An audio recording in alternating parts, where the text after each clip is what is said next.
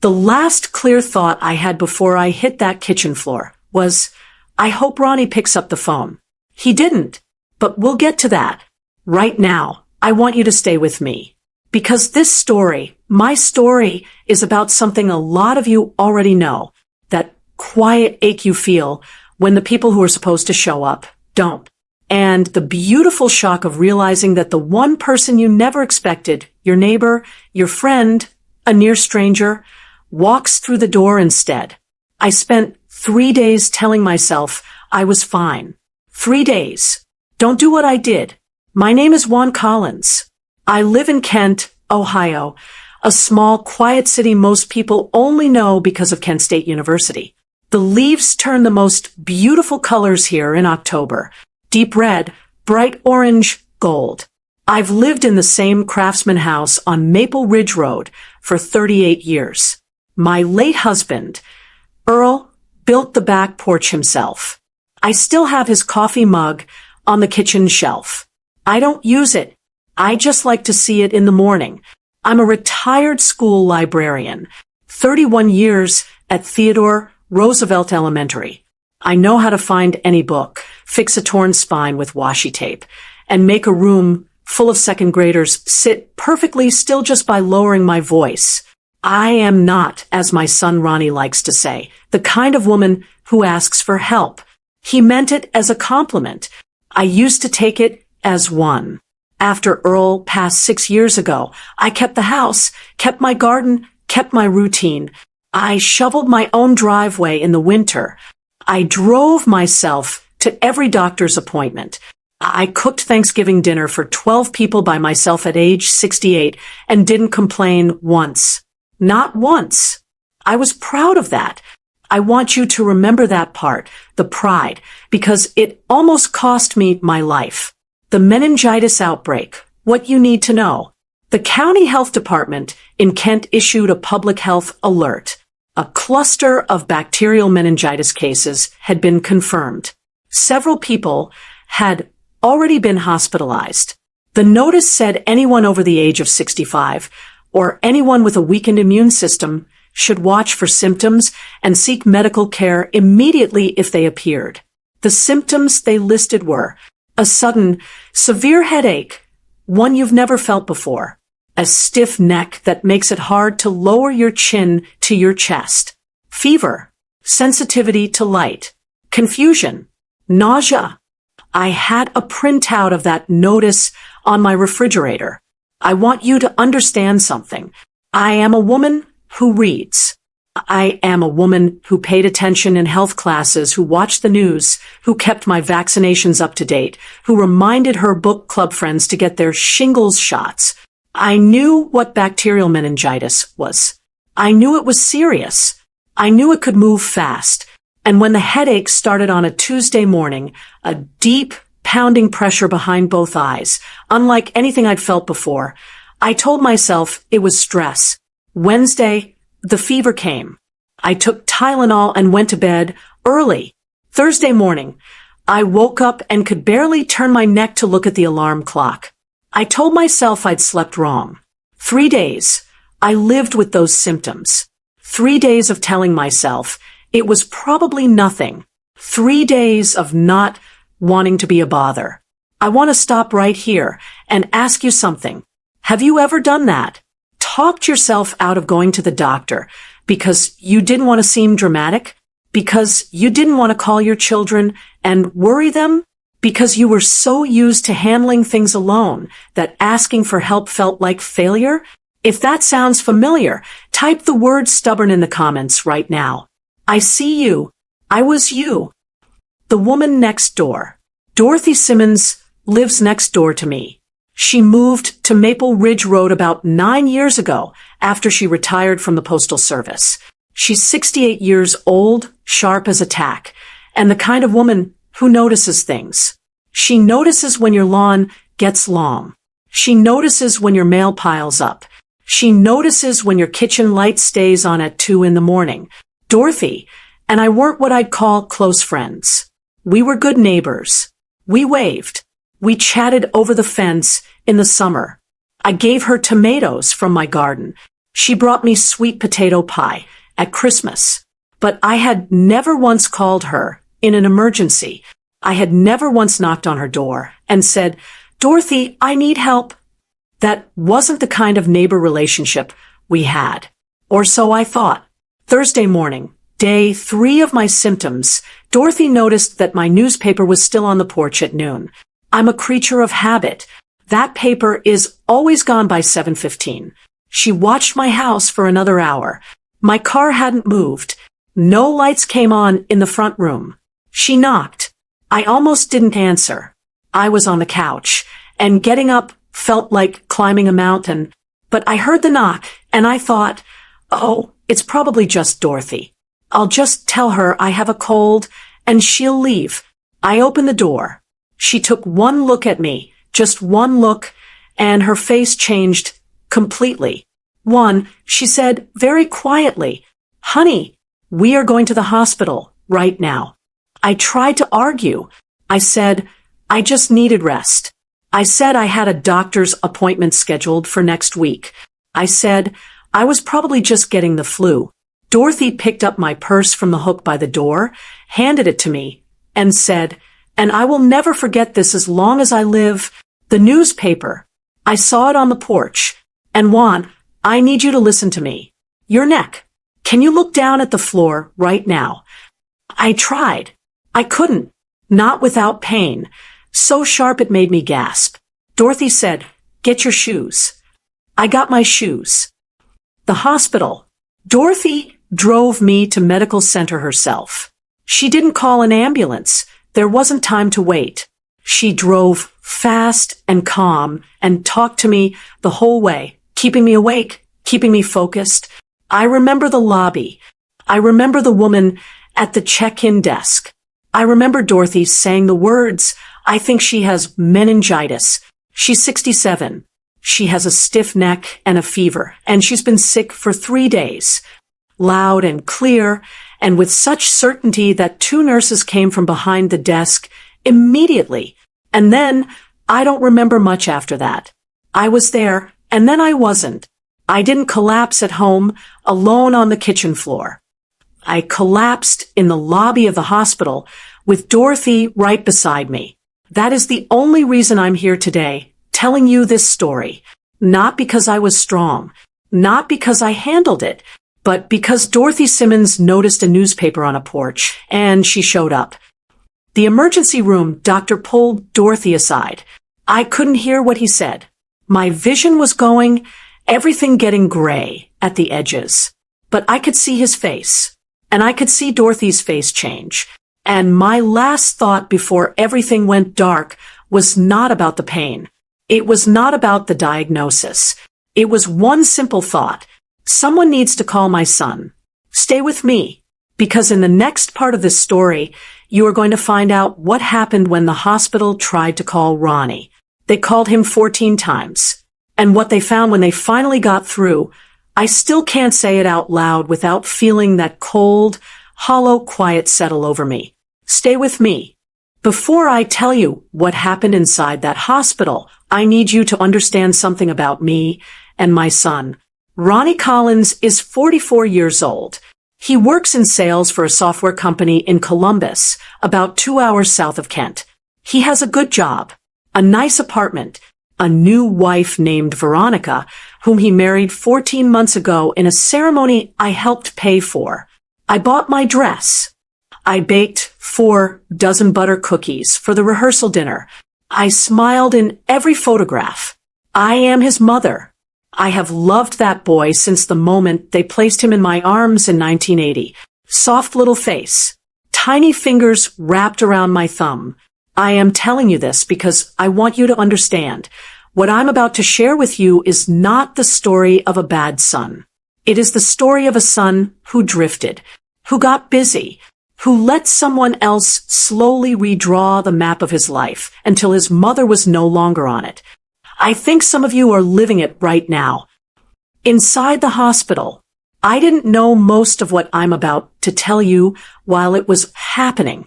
I was unconscious. I learned the details later, from Dorothy, from the nurses, from the hospital social worker. a kind woman named Linda Torres. But I'm going to tell it to you the way it happened, in order so you can feel every minute of it the way Dorothy felt it. When I collapsed in that lobby, the staff moved fast. Within minutes, I was on a gurney in my arm, being wheeled toward the emergency wing. Dorothy was right behind them, telling them everything, my age, my symptoms, how many days I'd been sick, the meningitis notice on my refrigerator that I'd apparently memorized and then ignored. The ER doctor, a young man named Dr. Nathaniel Webb, ordered a CT scan and a lumbar puncture, that's a spinal tap, to test the fluid around my spine and brain. The results came back within the hour. Bacterial meningitis. Confirmed. Dr. Webb told Dorothy, "We caught it, but she is very sick. We're moving her to the ICU. She'll need 4 antibiotics immediately, and we'll need to monitor her closely for the next several days." Dorothy asked, "How serious is this?" Dr. Webb paused. Then he said, "If she'd waited another 24 hours, we'd be having a very different conversation." Dorothy told me later she had to sit down after that. What bacterial meningitis actually does, what every senior must know. Medical insight. This section contains real, accurate medical information. Please share it with the people you love. I am a retired librarian, not a doctor, but I spent 3 weeks in that hospital, and I asked every question I could think of. I read everything the nurses gave me, and I want to pass on what I learned because I believe it could save someone's life. Bacterial meningitis is an infection of the meninges, the thin layers of tissue that wrap around your brain and your spinal cord like a protective sleeve. When bacteria get into that space, usually through the bloodstream, they cause swelling, and that swelling puts pressure directly on the brain. It moves fast, faster than almost any other infection. A person can feel fine in the morning and be in a coma by evening. The most common bacteria that causes meningitis in adults over 65 is called Streptococcus pneumoniae, the same family of bacteria that causes pneumonia. Seniors are especially vulnerable because our immune systems naturally slow down as we age. What a healthy 30-year-old might fight off, our bodies struggle with. The symptoms to watch for right now, today, write these down. 1. A sudden, severe headache that feels unlike any headache you've ever had before. 2. A stiff neck. You cannot lower your chin to your chest without sharp pain. 3. High fever, often above 102 degrees Fahrenheit. For sensitivity to light, bright light hurts your eyes. 5. Confusion or difficulty thinking clearly. 6. Nausea or vomiting. 7. A rash, sometimes a dark, blotchy rash that does not fade when pressed. If you or someone near you has 2 or more of these symptoms at the same time, especially the severe headache and the stiff neck together, do not wait. Do not take Tylenol and go to bed. Call 911 or get to an emergency room immediately. I had almost every one of those symptoms. I waited 3 days. Please don't be me. There is a vaccine for bacterial meningitis. It's called the meningococcal vaccine. If you are over 65 and you haven't asked your doctor about it, ask at your next appointment. It takes 5 minutes and it could make all the difference. The 14 calls. While I was being settled into the ICU, unconscious, hooked to monitors, 4 antibiotics dripping into my arm, Dorothy sat in the waiting room. And she did something I will be grateful for until my last day on this earth. She tried to reach my son. The hospital social worker, Linda, made the first calls. Ronnie was listed as my primary emergency contact. I'd filled that form out years ago and never thought twice about it. His number was right there in my file. First call, straight to voicemail. Second call, straight to voicemail. Third call, voicemail. Fourth call, Linda left a detailed message. This is Linda Torres calling from Medical Center in Kent, Ohio. We have a patient, Juan Collins, who has been admitted to the ICU with bacterial meningitis. This is a serious condition, and we need to speak with her next of kin as soon as possible. Please call us back at voicemail. Dorothy tried next from my own phone. She thought Ronnie might pick up if he saw my number. Ronnie's voicemail message played. Cheerful, professional. Hey, you've reached Ronnie Collins. Leave me something good, and I'll get back to you. Dorothy left a message. Her voice was steady, calm. The voice of a woman who has spent 30 years delivering hard news and difficult packages to people's doors and learned how to keep herself together. Ronnie, this is Dorothy Simmons. I'm your mother's neighbor on Maple Ridge Road. Your mother is in the ICU at the medical center. She has bacterial meningitis. It is serious. The hospital has been trying to reach you. Please call back immediately. Please. She hung up. She waited. An hour passed. 2 hours. By this point, the hospital chaplain, a soft-spoken older man named Reverend George Hollis, came and sat with Dorothy in the waiting room. Not because she asked, just because he noticed a woman sitting alone, and he thought she could use the company. Is she family? He asked Dorothy. Dorothy thought about that for a moment. She's my neighbor, she said. But yes, I think she's family. They sat together. More calls went out. The hospital tried Ronnie's number 6 more times. A total of 14 calls over 3 hours. 14. No answer. What Dorothy found on Instagram. Dorothy is 68 years old, and she has an iPhone that her daughter set up for her 2 Christmases ago. She uses it for email, weather, and looking up recipes. She does not have Instagram herself. But while she was sitting in that waiting room, trying to find any way to reach Ronnie, any way at all, she remembered that at my 71st birthday dinner last spring, Ronnie had mentioned Veronica's Instagram account. Something about a photo she'd posted of the dinner table. Dorothy had a vague memory of the account name. She searched. She found it. Veronica's account was public. Dorothy scrolled. And there, posted just 4 hours earlier, was a photograph. Veronica standing on the deck of a cruise ship. The ocean behind her, bright and blue.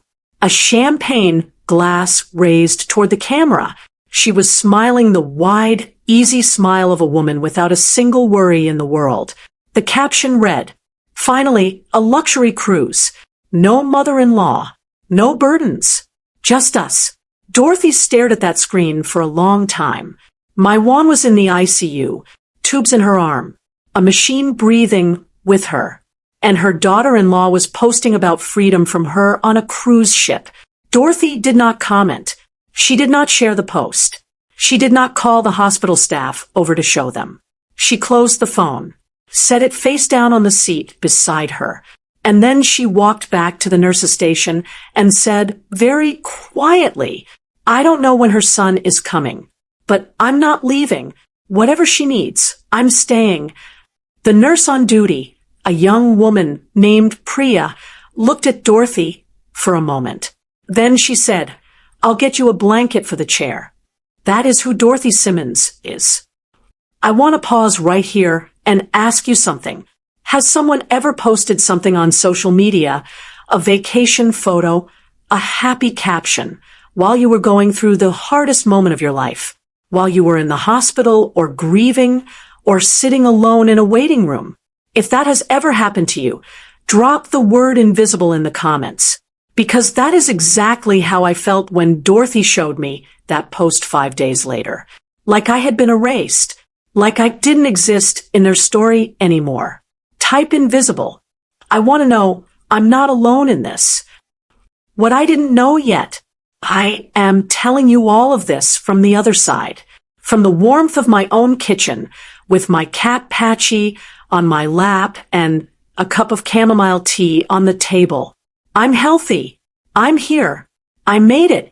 But lying in that ICU bed, I didn't know any of it yet.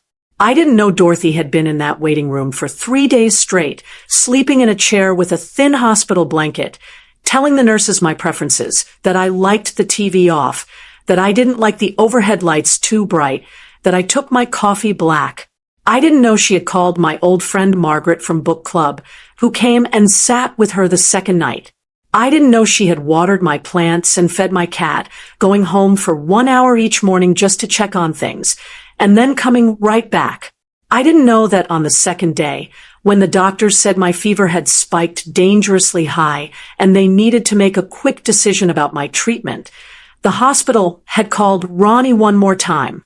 And this time, he answered. The call that finally got through. Dorothy told me about this conversation, word for word. She'd written it down in a small notebook she keeps in her purse, the habit of 30 years as a postal worker. She said, always write it down. It was Dr. Webb who made the call that time. Not the social worker, not the chaplain, the doctor himself. Ronnie picked up on the fifth ring. Is this Ronnie Collins? Yes, who's this? This is Dr. Nathaniel Webb at the medical center in Kent. I'm calling about your mother, Juan Collins. She was admitted 2 days ago with bacterial meningitis. She is in the ICU. We've been trying to reach you. A pause. Is this, how serious is it? Sir, your mother is critically ill. We have her stable for now, but she had a fever spike this morning, and we need to make some decisions about her care. We need next of kin available. Is there any way you can come to Kent? Another pause. Longer this time. Dorothy, who was standing nearby, could only hear Ronnie's side of the conversation from Dr. Webb's expression. She said the doctor's face went very still. What Ronnie said was this. My wife and I are on a cruise. We're docking in 2 days.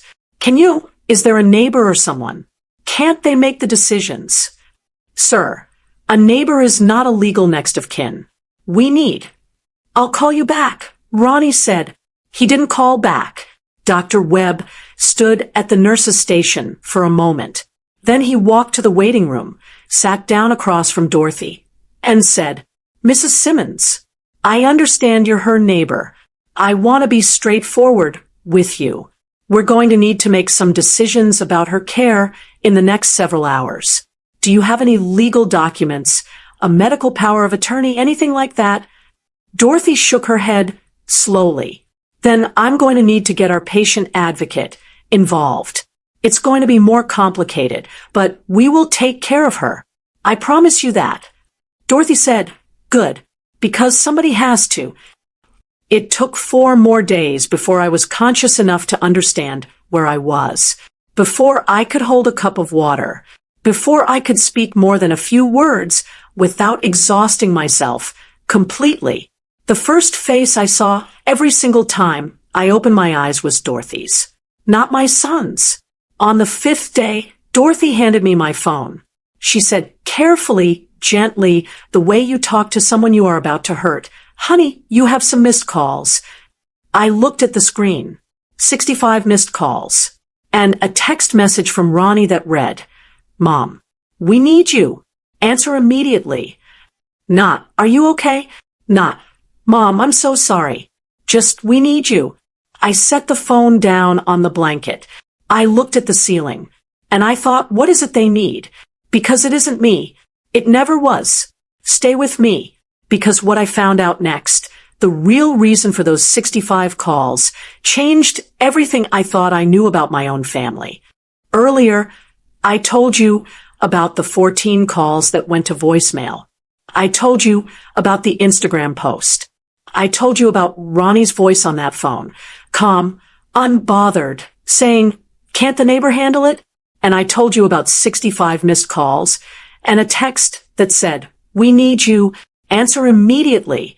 But before I tell you what those calls were really about, and I promise I will, I need to tell you about the 5 days I spent in that hospital room. Because those 5 days taught me something that I wish I had learned 50 years earlier. They taught me what it actually looks like when someone loves you. Not the kind of love people say with words. The kind of love people show with time. Day 1, the chair by the window. I was unconscious for most of the first 2 days. The antibiotics needed time to fight the infection. My fever was being managed carefully. The monitors beeped. The nurses came and went. And through all of it, Dorothy Simmons sat in a chair beside my bed. Not in the waiting room. Beside my bed. Nurse Priya had bent the rules slightly, family-only policy in the ICU, but when Dorothy had explained the situation quietly at the nurse's station, Priya had looked at her for a long moment and then said, "She needs somebody in there. Go ahead." Dorothy pulled the chair close to the left side of my bed, close enough that if I reached out my hand, she'd be there. She told me later she'd read somewhere that even unconscious patients can often hear voices. So she talked to me. Not about anything dramatic. Not about Ronnie. Not about the Instagram post. Not about the fear she was carrying around in her chest like a stone. She talked about her tomato plants. She had 3 varieties going this fall, and the Cherokee purples were absolutely outdoing themselves. She told me the neighbor 2 streets over had finally repainted his shutters after 4 years of her mentally begging him to. She talked about the library book she was halfway through, a mystery set in Charleston that she thought I'd enjoy. She talked to me like I was right there with her, because she believed I would come back. She decided I was coming back, and she talked to me accordingly. When the nurses changed my 4 bags, Dorothy stepped back and waited. When the doctor came in for his rounds, she was there with her small notebook, writing down every word. By the end of the first day, the nurses knew her name. By the end of the second, they were bringing her coffee, without being asked who Dorothy really is. I want to tell you something about Dorothy Simmons that I didn't fully know until after all this happened. I knew the surface of her, the way you know a good neighbor's surface, her schedule, her garden, her Christmas wreath, her cheerful wave from the driveway, but I didn't know her story. Dorothy grew up in Akron, Ohio, 45 minutes north of Kent. She was the oldest of 5 children. Her father drove a city bus. Her mother worked the early shift at a laundromat. Dorothy put herself through 2 years of community college and then joined the Postal Service at 22 because the job had health insurance and a pension. And in her family, that was the definition of success. She worked the same mail route in Kent for 29 years. She knew every house, every family, every dog. She'd seen babies born and grandparents pass and marriages come and go, all from the seat of that mail truck.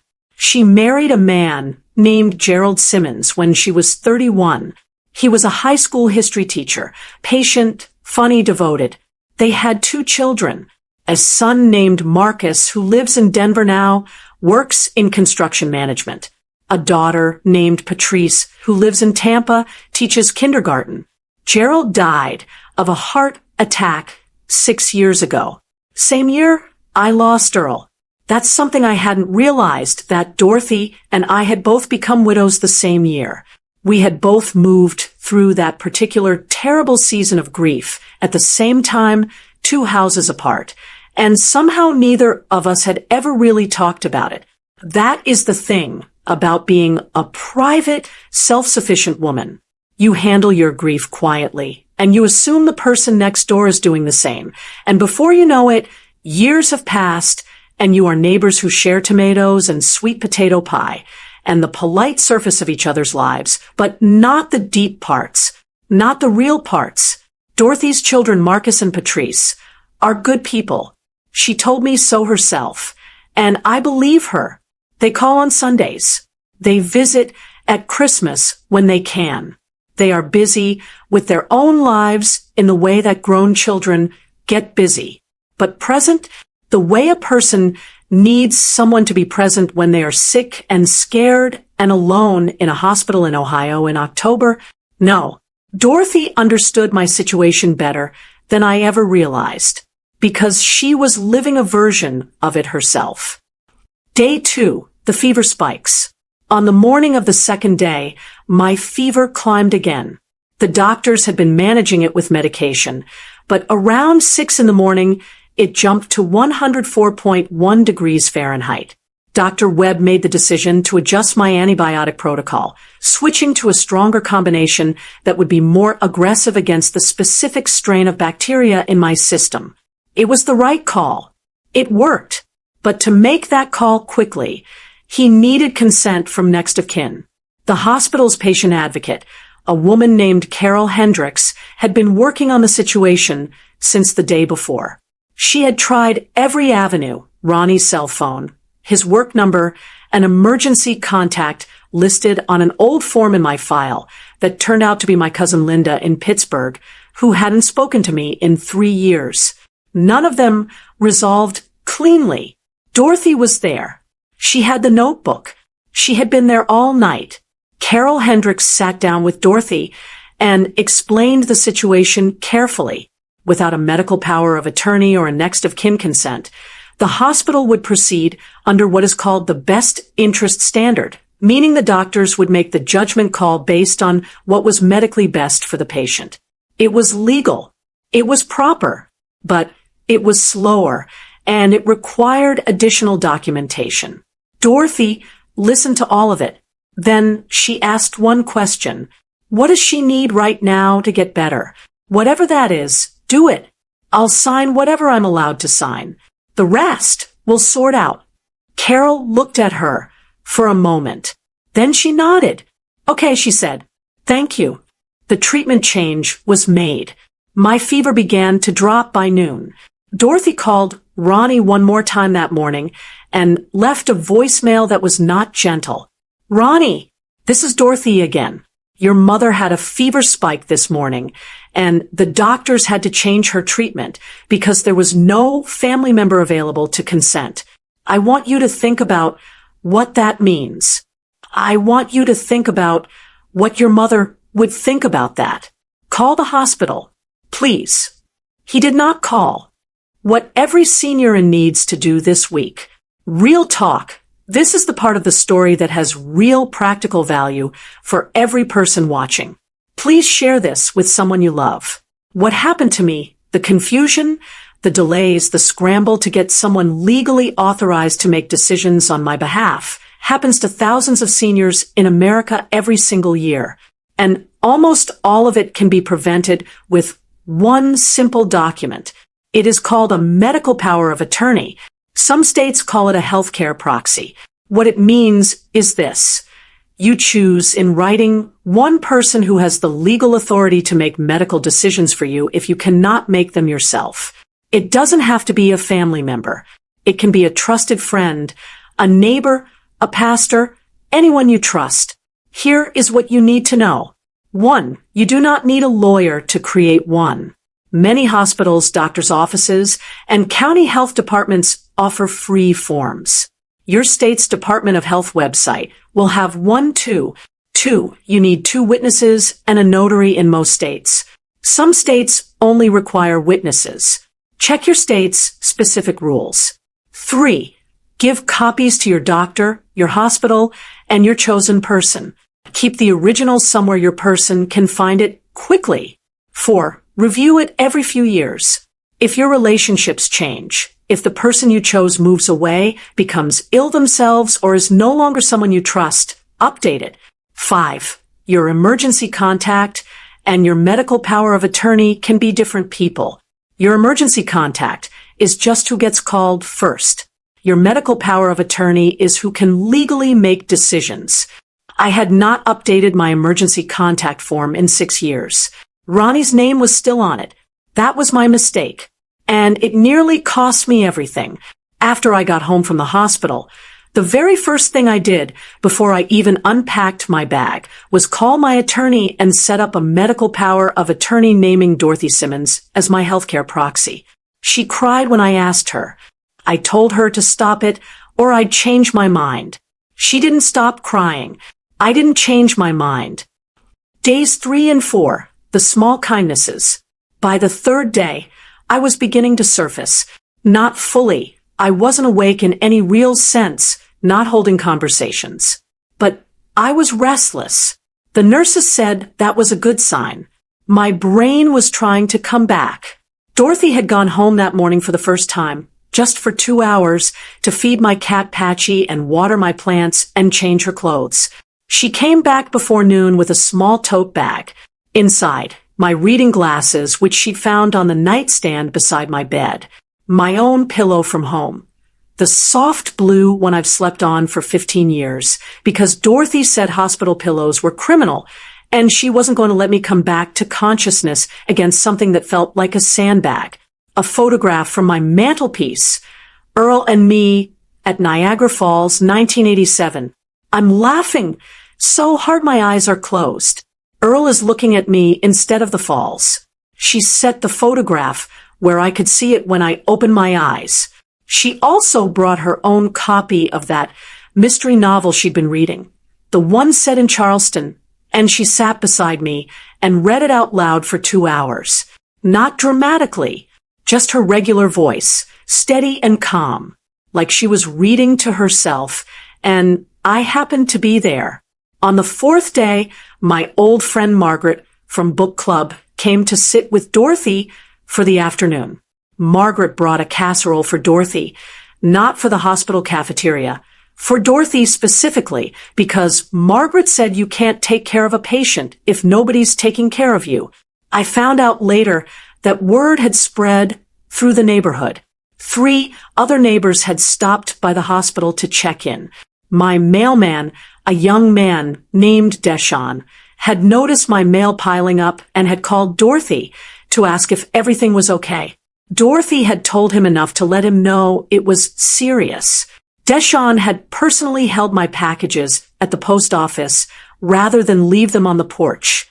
People I barely knew were showing up. The one person who should have been there wasn't. Day 5, I opened my eyes. I came back slowly. Not all at once, more like a radio finding its signal.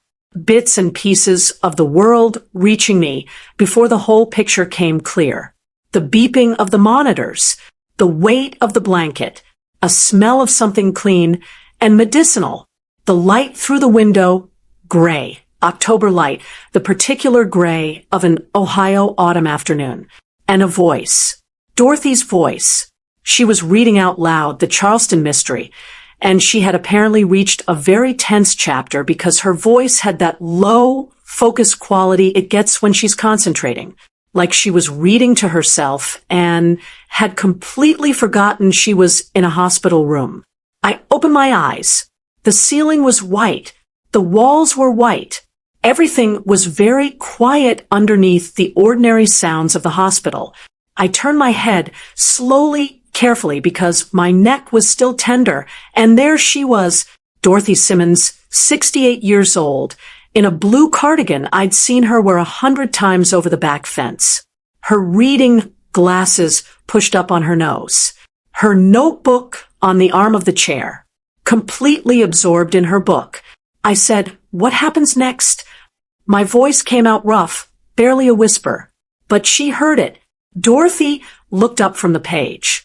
And the expression on her face, the relief and the joy and the exhaustion all hitting at once, is something I will carry with me to my grave. "Oh," she said, "just that. Oh, thank God." And she reached over and took my hand. We stayed like that for a minute without speaking. Then I asked, because the first thing you ask, the first thing any mother asks, even when she's just woken up from the closest thing to death she's ever experienced, "Where's Ronnie?" Dorothy was quiet for just a moment. One moment. And then she said, very carefully, "He knows you're here, honey." That answer, careful, kind, incomplete, told me everything I needed to know. I didn't ask again. I just held Dorothy's hand and looked at the photograph of Earl laughing at Niagara Falls, and I let the afternoon light come through the window, and I thought, I am alive. I am here. Someone is holding my hand. For right now, that is enough. The phone, 65 missed calls. Later that evening, after the nurses had checked me over and the doctor had been in and the dinner tray had come and gone, I ate 4 bites of chicken broth and felt enormously accomplished. Dorothy handed me my phone. She said, "Honey, there's some things on here you're going to want to see. I think you're strong enough now, but I'm right here." I took the phone. The screen was lit up with notifications. I scrolled slowly, my thumb moving carefully because my hands were still weak. 65 missed calls. I counted them. I know that sounds strange, to sit there and count, but I needed to see the number clearly, not guess at it, not have it be a blur. 65, 14, from the hospital, 3 from Dorothy. Then, starting on day 3 of my hospital stay, a cascade from Ronnie and Veronica. 1 call, then 3, then 10, then 20, then more. The calls had started while I was still unconscious. They had continued, increasingly urgent, right up until that morning. And the most recent message, a text from Ronnie, sent just 2 hours before I woke up, read, "Mom, we need you. Answer immediately." Not, "Mom, I heard you were sick, and I'm on my way." Not, "Mom, I am so sorry I didn't answer the hospital's calls." Not, "Mom, are you okay? Are you alive? Are you in pain? Just, we need you." I set the phone down on the blanket. I looked at the ceiling. Dorothy was watching me. What do they need? I asked her. Dorothy looked at her hands for a moment. "I think," she said carefully, "that's a conversation for when you're stronger." I looked at her. "Dorothy, what do they need?" She sighed, picked up her notebook, turned to a page near the back. "Your son called the hospital on day 3, she said. "Not to ask about you, to ask about your estate documents, whether you'd updated your will recently, whether you own the house outright." The room was very quiet, and on day 4, Dorothy continued, her voice even, "He called again to ask about your savings account. The one Earl left you." I didn't speak for a long time. Outside the window, the last of the October light was fading. A cart squeaked down the hallway. Someone laughed at the nurse's station. Then I said, "He thought I was going to die." "Yes," Dorothy said quietly. "I think he did. And instead of coming, instead of being here, he started making arrangements." "That's what it looks like." I nodded. "Just once. Slowly." "Okay," I said. Dorothy looked at me carefully. "Okay, that's all." "I'm not surprised." I told her. "That's the thing, Dorothy. I'm not even surprised. And I think that might be the saddest part of all of this." She put her hand back over mine. We sat together in the quiet until the night nurse came in. 3 days later, I was well enough to sit up, to eat real food, to have a real conversation. That was the day Dorothy finally showed me Veronica's Instagram post. I had already known about the calls. I had already understood, in the quiet way you understand something you've suspected for a long time, that my son had drifted further from me than I'd let myself admit. But the Instagram post, reading those words in black and white, seeing my daughter-in-law's smiling face against that ocean, reading that caption, "No mother-in-law, no burdens." That was different. That wasn't drifting. That was a window into how they really saw me. I am going to tell you exactly what I did and didn't do when I saw it, because my reaction surprised even me. Earlier, I told you about waking up, about the first face I saw, Dorothy's face, about the photograph of Earl that she had brought from my mantelpiece and set where I could see it when I opened my eyes. I told you about the 65 missed calls, about Ronnie's text, "We need you. Answer immediately," about Dorothy's notebook, and what it revealed, that my son had called the hospital not once to ask how I was, but twice to ask about my house and my savings. I told you that when I heard all of that, my response was not anger. It was something quieter and sadder than anger. I said, "I'm not surprised." And I think that might be the saddest part of all of this. That was day 5. This is about day 8. The day Dorothy showed me the Instagram post. And the decision I made that afternoon, lying in that hospital bed, still weak, for still in my arm, that I have not regretted for a single day since.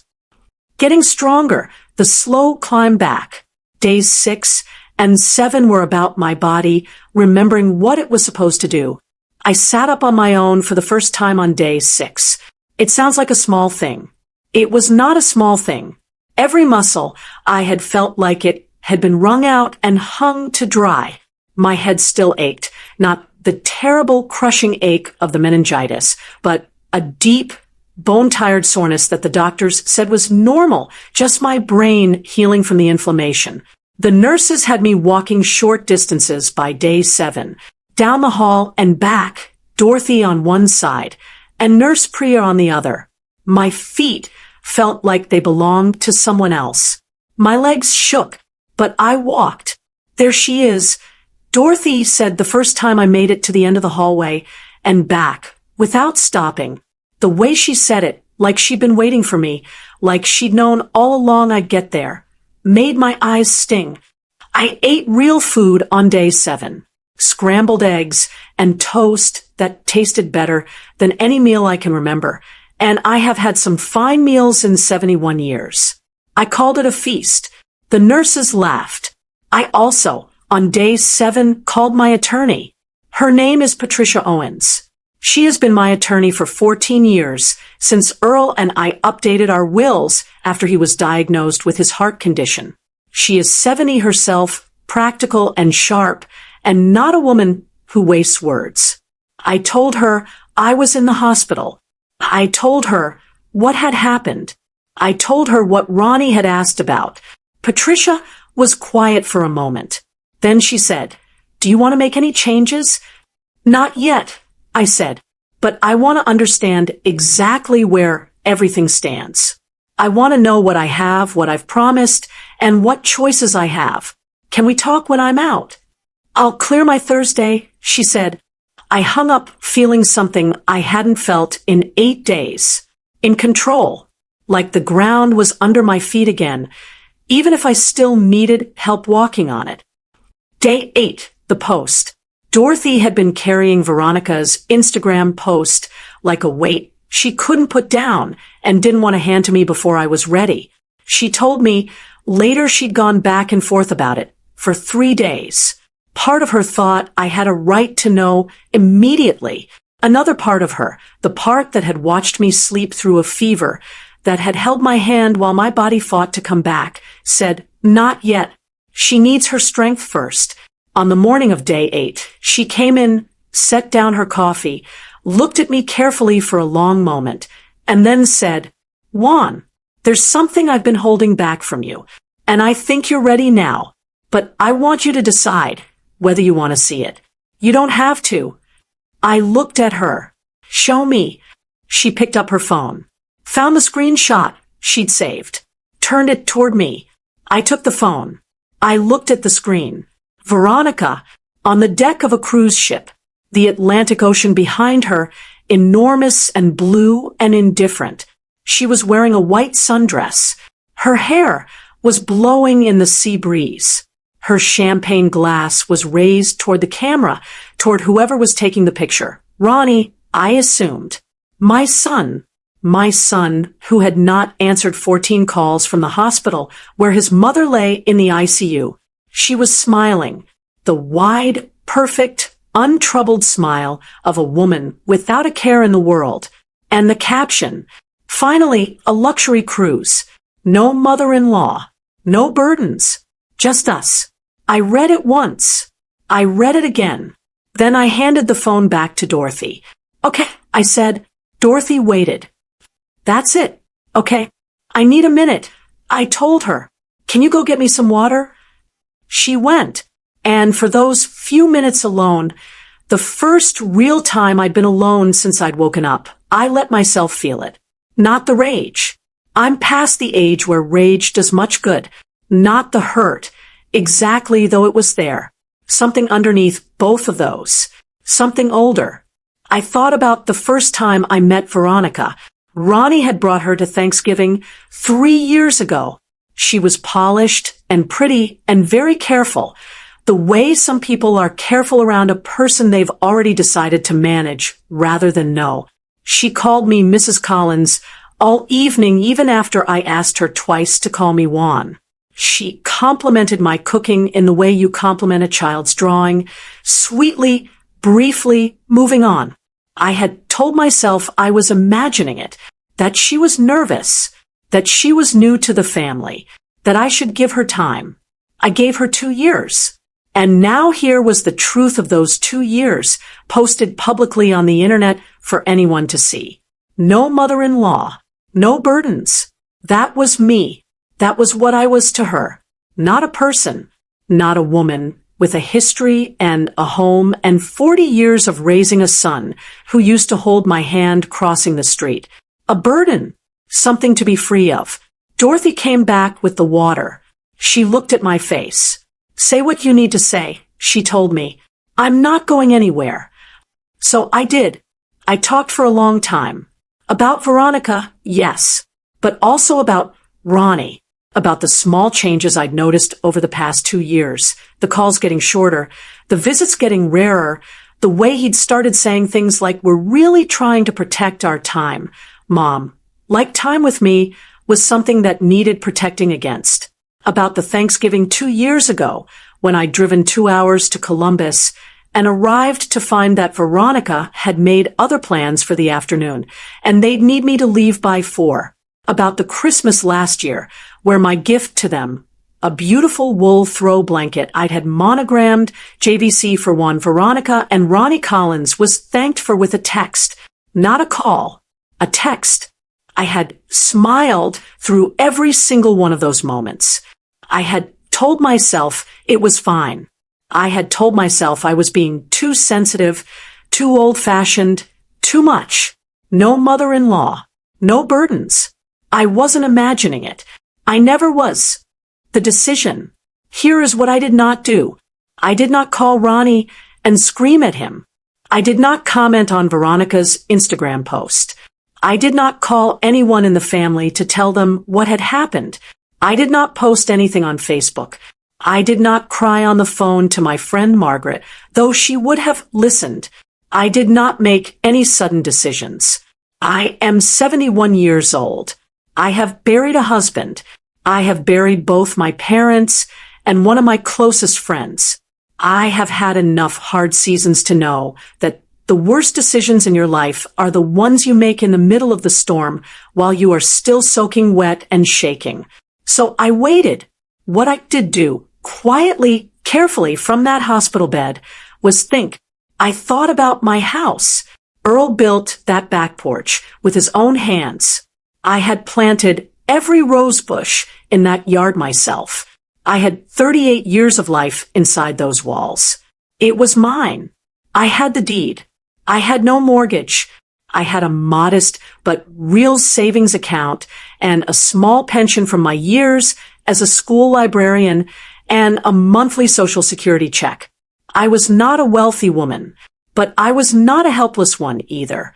And I thought about what I wanted the rest of my life to look like. Not what Ronnie wanted, not what was easiest for everyone else. What I wanted. That was a question I realized that I had not seriously asked myself in a very long time. When had I stopped asking it? When Earl died. Before that, even when Ronnie left for college, and I reorganized my whole life around being available whenever he might need me, and spent the next 20 years waiting for a phone call that came less and less often. I had spent so many years making myself small so that others could feel comfortable, keeping my needs quiet, not asking, not wanting too much, not being a burden. And where had that gotten me? Lying in a hospital bed with 65 missed calls on my phone and a daughter-in-law who posted about her freedom from me on the internet. I was done making myself small. What I learned, the psychology of being needed only when it's convenient. Real insight. Understanding this might help you recognize it in your own life. I want to talk to you directly for a moment, not as a story, but as one person to another. What I experienced with my son and his wife is something that happens in families all over this country every day. And it has a pattern that once you see it, you cannot unsee. It usually starts with distance. The phone calls get shorter. The visits become less frequent. There are always good reasons. Work, schedules, a new marriage, a new life being built. And you tell yourself that's normal. Children grow up. They get busy. I don't want to be clingy. I don't want to be one of those mothers. So you make yourself less. You ask for less. You stop mentioning that you'd love to see them more. You stop saying that the house feels quiet. You stop admitting that some Sundays you sit at the kitchen table alone from breakfast until dinner without speaking to another living person. Because you don't want to be a burden. That word that Veronica used like it was nothing. Burden. Do you know what a burden actually is? A burden is something heavy that you carry out of obligation, not love. When you start to see the people you love, your mother, your father, your aging parent, as burdens, something has gone wrong. Not with them, with the relationship. Psychologists call what happened to me a form of conditional love. Love that is available when it's convenient and disappears when it isn't. When the conditions change, when a parent gets sick, when they need something, when they stop being useful and start needing care, the love that was always conditional reveals itself. The 65 missed calls were not about Ronnie being worried about me. They were about Ronnie being worried about himself, about what he might lose, about his inheritance, his share, his piece of what Earl and I built over 40 years. That is conditional love. And if you are watching this right now and something in your chest is tightening because you recognize this pattern in your own family, I want you to hear me. You are not too sensitive. You are not imagining it. And you are not a burden. You never were. The question is, what do you do when you see it clearly? I'll tell you what I did. But first, I want to ask you something. Have you ever felt like the people who should love you most, your children, your family, only call when they need something? When there's a favor to ask or money involved or a problem they need you to fix? And then when you needed them, really needed them, they weren't there? If you know that feeling, drop the words phone never rings in the comments. I want to see how many of us are in this together, because I think it's more of us than anyone admits. What happens when the cruise ship docks? The cruise was a 7-day trip. I was in the hospital for 10 days total. I did the math. That meant Ronnie and Veronica docked 3 days before I was discharged, which meant that for 3 full days while I was still in that hospital, still on medication, still shaky on my feet, still rebuilding, they were back on dry land. In Columbus, 2 hours away. They did not come. They called, not to the hospital room, to my cell phone. The 65 missed calls had slowed to a trickle by this point. I had not answered a single one, and I think Ronnie had started to understand that something had shifted. The calls were less frantic now, more careful. On day 9, Ronnie left a voicemail. His voice was different, quieter than usual, like a man who has realized, slowly, that he may have made a serious mistake. Mom, it's Ronnie. I know you've probably seen the calls. I know you're probably upset. I want to talk. I want to explain. Can you call me back? Please. I listened to that message 3 times. I noticed what he said. I want to explain. Not, I'm sorry. Not, I was wrong, and I should have been there. I want to explain. There is a difference between a person who wants to apologize and a person who wants to explain. An apology says, what I did was wrong. An explanation says, let me tell you why what I did made sense. I had spent 2 years accepting explanations from my son. Explanations for missed holidays, shortened visits, unreturned calls. Explanations that always made just enough sense that I could convince myself to let it go. I was not ready for another explanation. I needed something different this time. Something real. So I did something I had never done in my life with my own son. I let the phone sit. I did not call back. The question Dorothy asked me. That evening, Dorothy and I sat together in my hospital room with the lights low and the television off, just the sound of the hallway outside and the occasional beep of a monitor. It was the kind of quiet that only comes at the end of a very long day. Dorothy had her feet up on the small footstool she'd brought from the waiting room. She'd claimed it as her own on day 2, and nobody had argued. She was working on a crossword puzzle from a newspaper she'd found in the family lounge. After a while, without looking up from her puzzle, she asked, "What do you want, Juan?" Not what Ronnie wants. Not what's easiest. What do you actually want? I looked at the ceiling for a long time. "I want to go home," I said finally. "To the house on Maple Ridge Road." "Yes. And after that?" I thought about it. "I want to sit on Earl's porch," I said. "I want to drink my coffee in the morning and see my garden and feed Patchy and read whatever I want for as long as I want without apologizing to anyone for taking up space." Dorothy filled in a word on her crossword. "That sounds like a good life," she said. "It is a good life," I said. "I just forgot it was mine." She looked up at me over her reading glasses. "Remember it now?" "I'm starting to." She went back to her crossword. I looked out the window at the dark Ohio sky. And for the first time since I'd hit that hospital floor, maybe for the first time in years, if I'm being honest with myself, I felt something settle inside me. Something that had been wound very tight for a very long time, slowly beginning to release. Not peace exactly. Not yet, but the beginning of it. I was discharged from the medical center on a Thursday morning, 10 days after Dorothy had driven me there in her car, with my purse on my lap and her voice keeping me awake. The nurses lined up in the hallway to say goodbye. Nurse Priya hugged me. Dr. Webb shook my hand and told me I was one of the tougher patients he'd had in a while. Reverend Hollis, the hospital chaplain, stopped by with a small card that said, in his careful old-fashioned handwriting, "She is stronger than she knows." I put that card in my purse. I still have it. Dorothy drove me home. We pulled into Maple Ridge Road just after noon. The elm tree in my front yard had gone full gold while I was gone. Deep, bright yellow, every leaf lit up in the October sun. My garden was still standing. My house was still standing. Dorothy carried my bag to the door. I stood on the porch, Earl's porch, and breathed the air. Home. 2 days after I got home, Ronnie and Veronica drove up from Columbus. They knocked on my door. I had been expecting them. I had spent 2 days preparing for them, not rehearsing speeches or planning confrontations. Just getting clear, getting quiet, getting honest with myself about what I needed to say and what I needed to hear. I am going to tell you what was said in my living room that afternoon. Every word.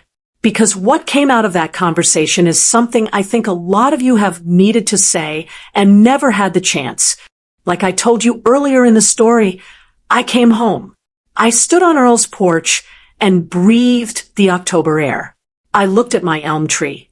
Gone full gold while I was gone, every leaf burning bright yellow in the noon sun, and I felt something that had been wound tight inside me for a very long time begin slowly to release. I told you that 2 days after I got home, Ronnie and Veronica drove up from Columbus and knocked on my door. I told you I had been expecting them, that I had spent those 2 days not rehearsing speeches, but getting quiet, getting honest with myself about what I needed to say and what I needed to hear.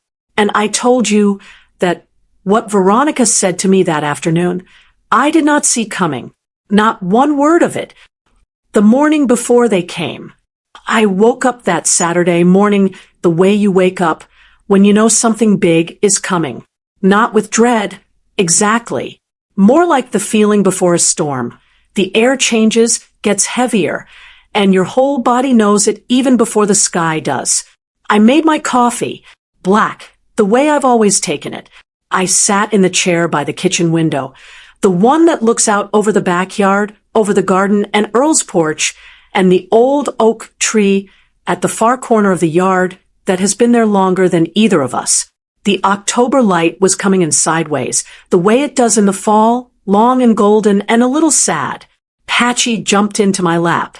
He'd been clingy since I got home, following me from room to room, sleeping pressed against my legs at night. Cats know things. People underestimate that. I drank my coffee. I looked at my garden. I thought about Earl. Earl Collins was a quiet man, not cold, warm, deeply warm, but not a man who used a lot of words when a few would do. He had a way, when things were hard, of getting very still and very clear. Like a pond on a windless day. I used to tease him about it. I'd say, Earl, a person could use some feedback here. And he'd look at me with those steady brown eyes and say, I'm listening. Isn't that enough? It always was. I sat with Patchy and my coffee and thought about what Earl would say to me if he were here. If he could see what had happened, his son on a cruise ship, the hospital calls going unanswered, the Instagram post. I knew exactly what he'd say. He'd get very still, very clear.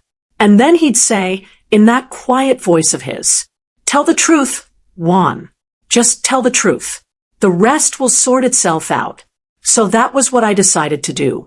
Tell the truth. Quietly. Clearly.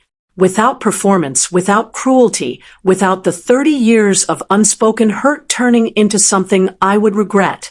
Just the truth. 11 o'clock. They knock. The knock came at 11 in the morning.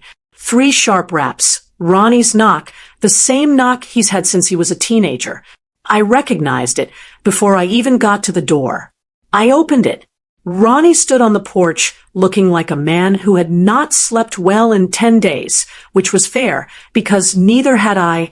He was thinner in the face than I remembered. His eyes had that particular look, not guilt, not quite, more like a man who has been quietly arguing with himself for a while and hasn't settled the argument yet. He was holding flowers. Expensive ones, the kind you buy at a proper florist, not a gas station, wrapped in brown paper and tied with a ribbon. Dahlias and late-season sunflowers, orange and yellow and deep burgundy. Beautiful. Behind him stood Veronica. She was in a dark coat, her hair pulled back, no sunglasses. She looked, and this surprised me, I will tell you, that honestly, she looked scared. Not guilty the way Ronnie looked guilty. Scared, like a woman who has been dreading a conversation for a long time and has finally run out of road. I stepped back from the door. Come in, I said, and they did. The living room. I had not rearranged anything. The living room looked the way it always looked. The blue sofa, the armchairs, the side table with Earl's reading lamp, the family photographs on the wall. Ronnie at his high school graduation, 17 years old, grinning so wide his eyes were nearly closed. Ronnie and me at his college send-off, both of us trying not to cry and failing. Earl and I on our 25th anniversary, standing in front of Niagara Falls, him looking at me instead of the water. Ronnie glanced at those photographs as he came in. Something moved across his face. I let it. I took the flowers and put them in water in the kitchen. I came back and sat in Earl's armchair. Ronnie sat on the sofa. Veronica sat beside him, but not close. There was a careful distance between them that told me something had been tense between them too these past 10 days. Good, I thought. Let it be tense. Some things should be. Nobody spoke for a moment. Then Ronnie said, Mom, I'm glad you're home. I'm glad you're okay. Sit tight, I said. I'll do the talking first. Then you'll have your turn. Okay? He blinked. Then he nodded. Veronica looked at her hands. What I said, I did not raise my voice. Not once. Not for a single word of what I am about to tell you. I had made myself a promise that morning that this conversation would not be a scene. It would not be a performance. It would be a reckoning. There is a difference. A scene is loud and hot and satisfying in the moment and leaves everybody feeling worse afterward. A reckoning is quiet and clear, and it costs you something, but it leaves the truth standing in the room where everyone can see it. I said, I want to tell you what happened. Not what you think happened, or what you heard, or what you've been telling yourselves in the car on the way up here. What actually happened. And I want you to listen to all of it before you say anything. Can you do that? They both nodded. Good. I told them about the headache, how it started on a Tuesday, and I told myself it was stress, about the fever that came Wednesday, and the stiff neck Thursday morning that I told myself was from sleeping wrong. I told them how I almost didn't open the door when Dorothy knocked, how I had been about to go back to the couch and pretend everything was fine. I said, if Dorothy had not come to that door, I would have been dead by Friday. The doctor told me that. Not maybe, not possibly, dead. Because bacterial meningitis that is not treated within a day or two of serious symptoms does not give you a second chance. I was 36 hours from the point of no return when Dorothy got me to that hospital. 36 hours. The room was very quiet. The hospital called you 14 times. Ronnie, he opened his mouth. I held up one hand. I said I'd do the talking first. He closed his mouth. 14 calls. The doctor himself called. The chaplain called. Dorothy called from my phone, so you would see my number and pick up. 14 calls over 3 hours while I was unconscious in the ICU, and your name was listed as my emergency contact. And you didn't answer. And when Dr. Webb finally reached you, when he told you your mother had bacterial meningitis and was in the ICU and needed you, you said, is there a neighbor or someone? Can they make the decisions? Ronnie's jaw tightened. He was looking at the floor. Look at me, Ronnie. He looked up. I'm not saying this to hurt you. I'm saying it because I need you to understand what happened. Not the version where you were on a cruise and there was bad timing and it all got confused. The real version. You knew I was sick. You chose not to come. Mom, your turn comes. Not yet. I told him about the fever spike on day 2, about the treatment decision that was delayed because there was no next of kin available to consent, about the hospital's patient advocate and the extra paperwork and the added time that for a woman fighting meningitis is not abstract, time that matters. I told him what Dorothy had noted in her little notebook, that on day 3 of my hospital stay, while I was still unconscious, still fighting, he had called the hospital not to ask about my condition, but to ask about my estate documents. My will. Whether I own the house outright. I heard Veronica make a small sound. I looked at her. Her face had gone very still. And on day 4, I continued. He called again to ask about my savings account. Ronnie stood up. That's not, Mom. I was scared. I didn't know if you were going to. His voice broke. I didn't know if you were going to make it. I was trying to figure out what I needed to do if. Sit down, Ronnie. He sat down. His eyes were wet. Being scared doesn't make it okay. You were scared enough to ask about my will. You were not scared enough to get on a highway and drive 2 hours to be with me. I need you to hold both of those things in your mind at the same time and understand what they say. The room was very still. And then I said, there is the Instagram post. Saying it out loud, I looked at Veronica. She was already looking at me.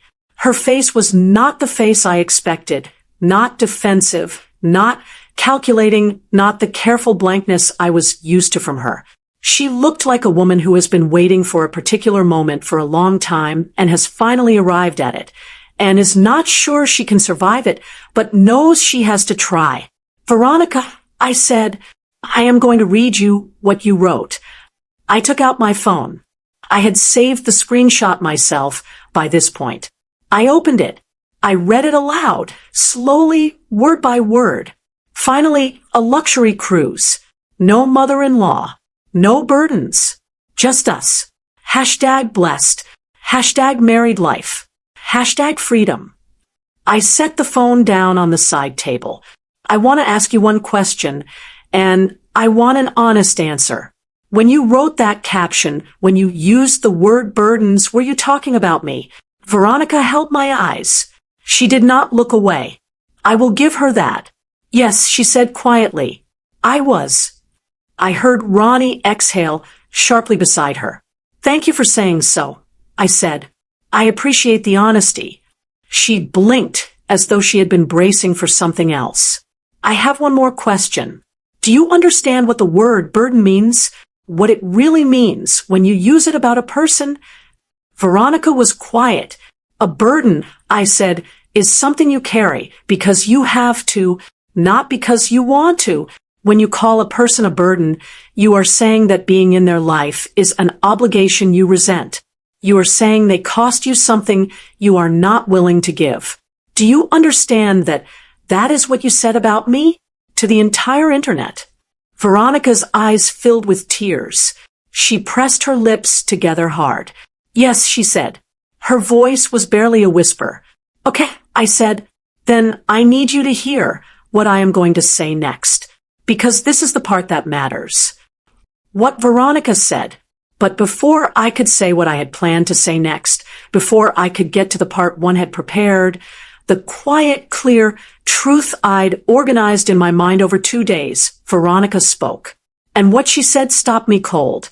Mrs. Collins, she said, I need to tell you something. And I need you to know that I am not saying it as an excuse. I'm saying it because it's the truth, and you deserve the truth.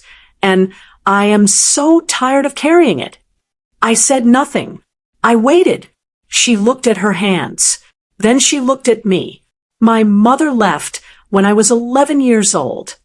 The room changed. I felt it like a temperature drop. She didn't leave gradually. She didn't drift. She was there on a Tuesday and gone on a Wednesday, and she left a note on the kitchen table that said she needed to live her life, and she was sorry, but she couldn't do it anymore. I didn't see her again for 9 years. And when I did see her, she talked about herself for 3 hours and never once asked me how I was. Veronica's voice was very controlled, the kind of control that takes years to learn. I have never had a mother-in-law. I didn't know what it was supposed to look like. I only knew what a mother looked like when she stayed and what a mother looked like when she left, and I never really believed that a woman who stayed would stay for me. She wiped her eyes with the back of her hand. I know that doesn't explain what I posted. I know it doesn't excuse any of it, but when you came into our marriage, into Ronnie's life, when you were there, when you called, when you showed up, I didn't know how to trust it. I kept waiting for the version of you I knew how to handle, the version that would eventually leave or disappoint or need something I couldn't give. And when you kept just being there, I turned it into something I could control. I made you the problem. I made you the burden, because that was safer than letting you matter. She stopped. The room was absolutely still. Ronnie was looking at his wife as though he was hearing something he had known was true, but had never heard said out loud before. I sat with Veronica's words for a long moment. I am 71 years old. I have had a lifetime of learning that people's cruelty almost always has a wound underneath it.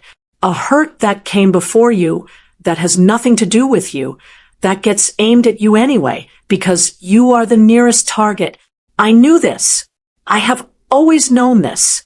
But knowing it as a general principle is different from sitting across from the specific woman who called you a burden on the internet, watching her hands shake, and understanding, truly understanding, that what she did to you came from a little girl who sat at a kitchen table and read a note that said her mother was leaving and was not coming back.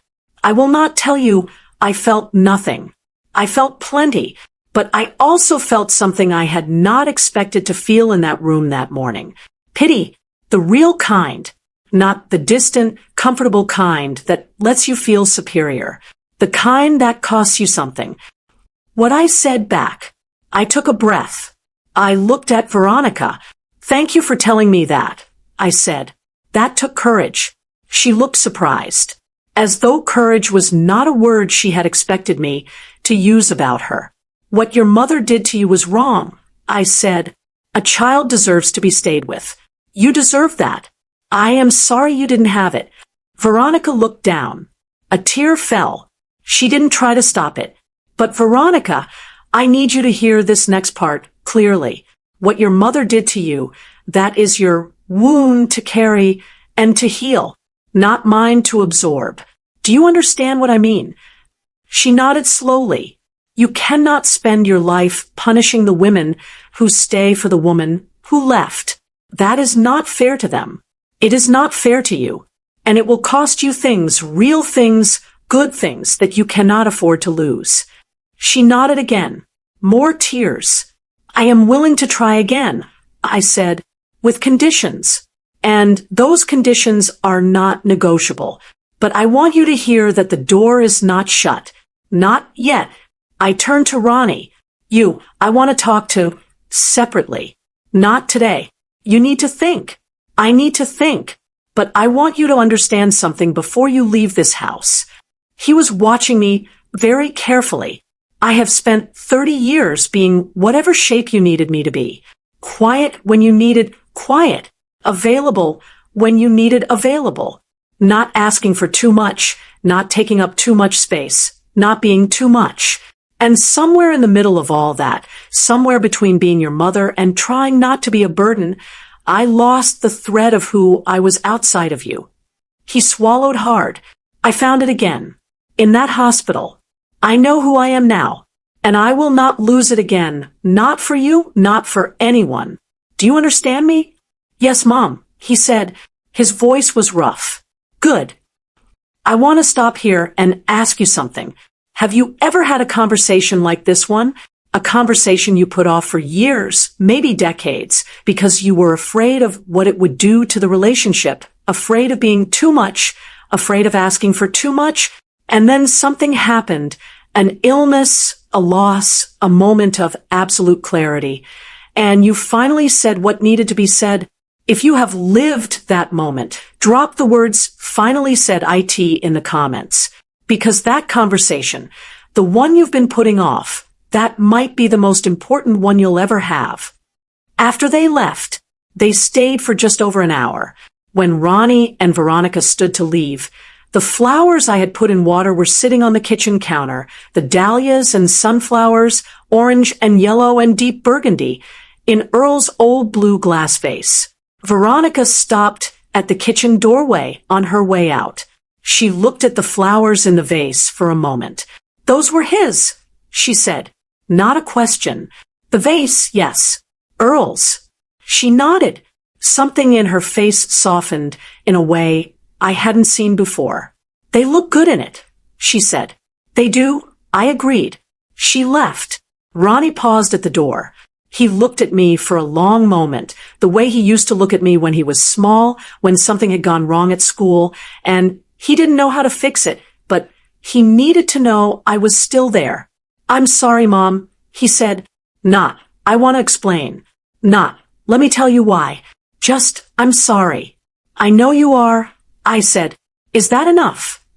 I looked at my son, at the gray coming in, at his temples that hadn't been there last year, at his father's jaw and his father's hands, at the little boy who used to hold my hand crossing the street, still somewhere inside the 44-year-old man standing at my door. Not yet, I said, but it's a start. He nodded once. Then he walked down the porch steps to the car. I closed the door. I stood in my hallway for a long moment, in the quiet of my own house, in the particular silence of a hard thing having been said, and survived. Then I went to the kitchen, poured myself a fresh cup of coffee, and called Dorothy. How'd it go? She asked before I could say a word. I told the truth, I said. And the world didn't end. She laughed. A real, warm, relieved laugh. Get your coat on, she said. I'm coming over, and we're sitting on that porch. Dorothy, it's 50 degrees. Then we'll sit for 30 minutes instead of an hour. Get your coat. I got my coat. That conversation, that hour in my living room, was not the end of anything. I want to be clear about that. It was not a resolution. It was not a reconciliation. It was not a clean ending where everyone hugs and the music swells and the hurt of years dissolves in a single honest afternoon. It was a door that had been shut for a very long time. By silence, by distance, by the comfortable lie that everything was fine. That was now open just a crack. Enough to let some air in. enough to let some light through. What happened next? In the weeks that followed, the choices that Ronnie and Veronica made, the choice that I made about my house and my future, and what I was going to do with the years I had left, that is where the real story begins. I am going to tell you about the thing I discovered that none of them saw coming. Not Ronnie, not Veronica, not even Dorothy. Something that had been sitting in my attorney's files for 14 months, something that changed the entire shape of what came next and showed me exactly who had been paying attention to my life this whole time and who had not. Earlier, I told you about the Saturday morning conversation, about Ronnie and Veronica sitting in my living room on the blue sofa, about what I said and how I said it, about Veronica's confession, the mother who left on a Wednesday and never came back, the 11-year-old girl who sat at the kitchen table and read a note and understood, in the wordless way children understand terrible things, that she was not worth staying for. I told you that conversation was not a resolution. It was a door, cracked open just enough for some air and some light to come through. Now, I would tell you about something that had been sitting in my attorney's files for 14 months. Something that none of them knew about. Something that changed the entire shape of what came next. That something has a name. It is called a revocable living trust. And before I tell you what it means and what I decided to do with it, I need to tell you about the 2 weeks between that Saturday conversation and my Thursday appointment with Patricia Owens. Because those 2 weeks taught me something that I want every person watching this to hear. The 2 weeks, what healing actually looks like. When people picture recovery from a serious illness, they picture it going in one direction, getting stronger day by day, a steady upward climb until you are back to yourself. Clean and simple. That is not how it goes. The 2 weeks after I came home from the hospital were some of the strangest weeks of my life. My body was healing. The doctors had warned me there would be fatigue, some lingering headaches, some days where I felt almost normal, and other days where getting from the bedroom to the kitchen felt like a significant undertaking. That part one had prepared for. What I had not prepared for was what happened to my head. Not physically. That was mending. I mean, the inside of my head. My thoughts. When you come very close to dying, and then do not die. When you wake up in a hospital room and understand slowly that you are on the surviving side of something that could have gone the other way, you start to look at your life differently. Everything gets examined. The things you told yourself were fine. The arrangements you made out of habit. The relationships you maintained because it felt like the right thing to do, even when they cost you more than they gave back. I lay in my own bed those 2 weeks, my own bed with my own pillow and Patchy at my feet and the sound of the elm tree outside my window. And I took stock. I thought about my house. Earl and I bought it in 1986 for $62,000. It was worth considerably more than that now, even in Kent's modest market. It was paid off. It was mine. I thought about my savings. Earl had been careful with money his whole life. Not wealthy, but careful. He had a small life insurance policy. He had a pension from 30 years driving a city bus. When he died, he left me enough to be comfortable if I was careful, which I always was. I thought about my will. I had written it with Patricia 6 years ago, right after Earl died, when everything needed to be updated. At that time, when I was 65 and grieving and Ronnie was the only family I had left everything to him. The house, the savings, all of it. That seemed right in 2018. It had seemed obvious. It did not seem obvious anymore. And I thought about Dorothy. I thought about what Dorothy had done. Not just the hospital, though God knows that alone was enough. I thought about the 14 years before the hospital, the tomatoes over the fence, the sweet potato pie at Christmas, the way she had noticed the newspaper on the porch, the way she had sat at the nurse's station with no legal obligation and no personal gain and nobody watching. I'm not leaving. Whatever she needs, I'm staying. And I thought, what is that worth? What is that kind of faithfulness actually worth? And has anyone in my life ever named it? Not just felt it, but named it, recognized it, honored it the way it deserved to be honored? The answer, I was sorry to say, was no. Not by me. Not by anyone. So by the time Thursday came around, and I drove myself to Patricia's office, the first time I had driven myself anywhere since before the hospital, which felt like a small but real victory, I knew most of what I wanted to say. I just needed Patricia to tell me whether what I wanted was possible.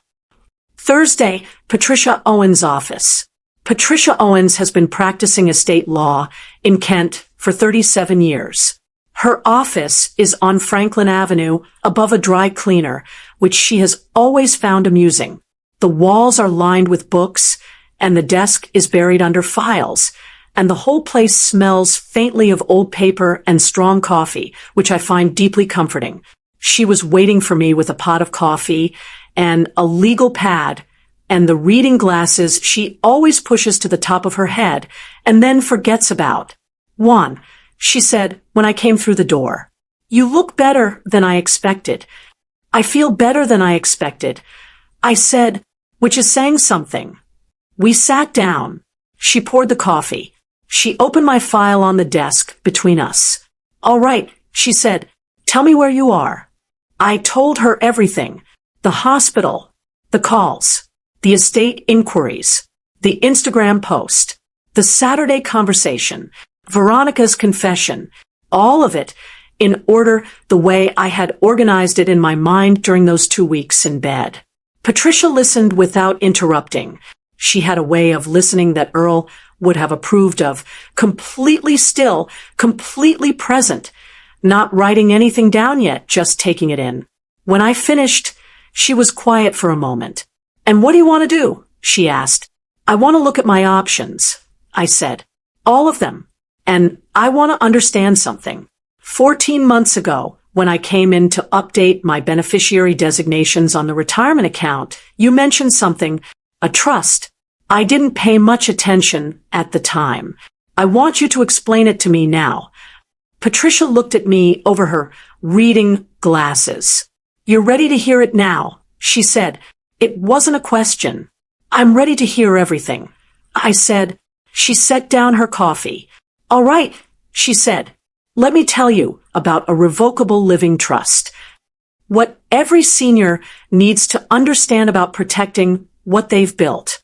Real practical value. What Patricia explained to me that Thursday is information that could protect your home, your savings, and your peace of mind. Please listen to this carefully and share it with someone you trust. I am going to explain what Patricia told me in plain English, the way she explained it to me. No legal jargon, no complicated terms, just what it means and why it matters. Most people, when they think about passing things on to their children or loved ones after they die, think about a will. A will is a document that says, when I am gone, here is who gets what. It is simple. It is familiar. And for many situations, it is fine. But a will has a weakness that most people don't know about. When you die with a will, your estate, your house, your savings, your belongings has to go through a legal process called probate before anything can be distributed. Probate is a court process. It is public, meaning anyone can look up what you owned and who you left it to. It takes time, often 6 months to a year, sometimes longer. And it can be challenged. If someone decides they don't like what your will says, they can contest it in court. A revocable living trust works differently. Here is how Patricia explained it to me. You create a trust. Think of it as a legal container. You put your assets into that container. Your house, your bank accounts, whatever you want included. You are the trustee while you are alive, which means you control everything completely.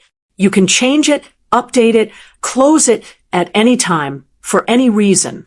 That is what revocable means. You are not giving anything away. You still own and control everything. But when you die, or if you become incapacitated and cannot manage your own affairs, the person you named as your successor, trustee, steps in. No probate, no court, no delays, no public record.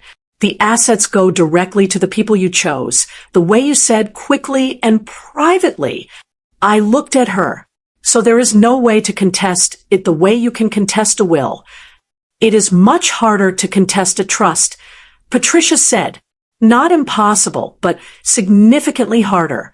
And because it never goes through probate, there is no court proceeding for someone to walk into and file a challenge. And I can change who receives what. At any time. Any time. As many times as you like. It is your trust. Until you die. It is entirely under your control. I sat with that for a moment. What Patricia was describing was not just an estate planning tool.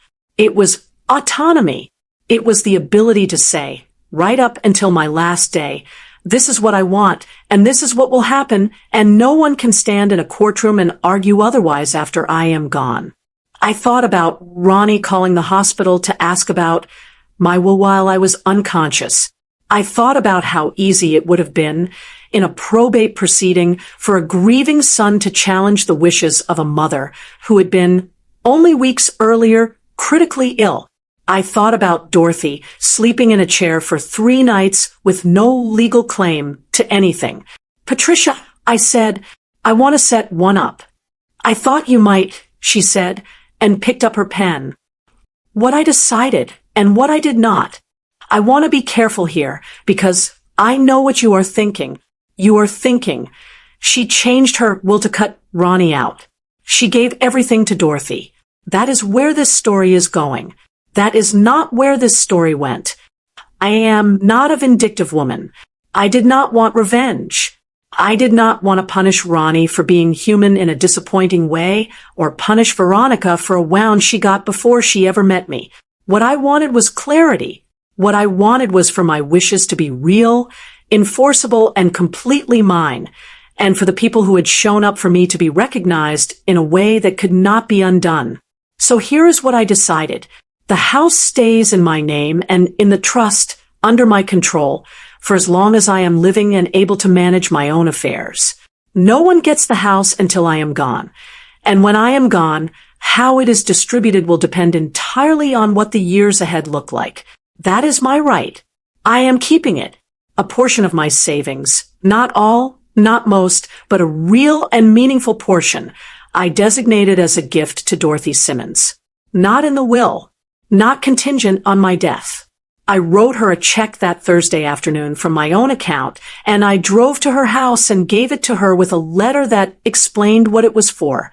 She tried to give it back. I told her that was not an option.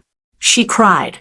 I told her to stop it, or I'd take the whole thing to the library book fund, and she'd never see a dime of it. She laughed through the crying, which was exactly the right response.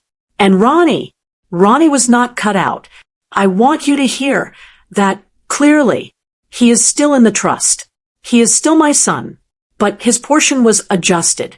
And more importantly, and this is the part one needed Patricia to make iron solid and legally airtight, it was structured in a way that gives me the ability to continue adjusting it based on what I see in the years ahead.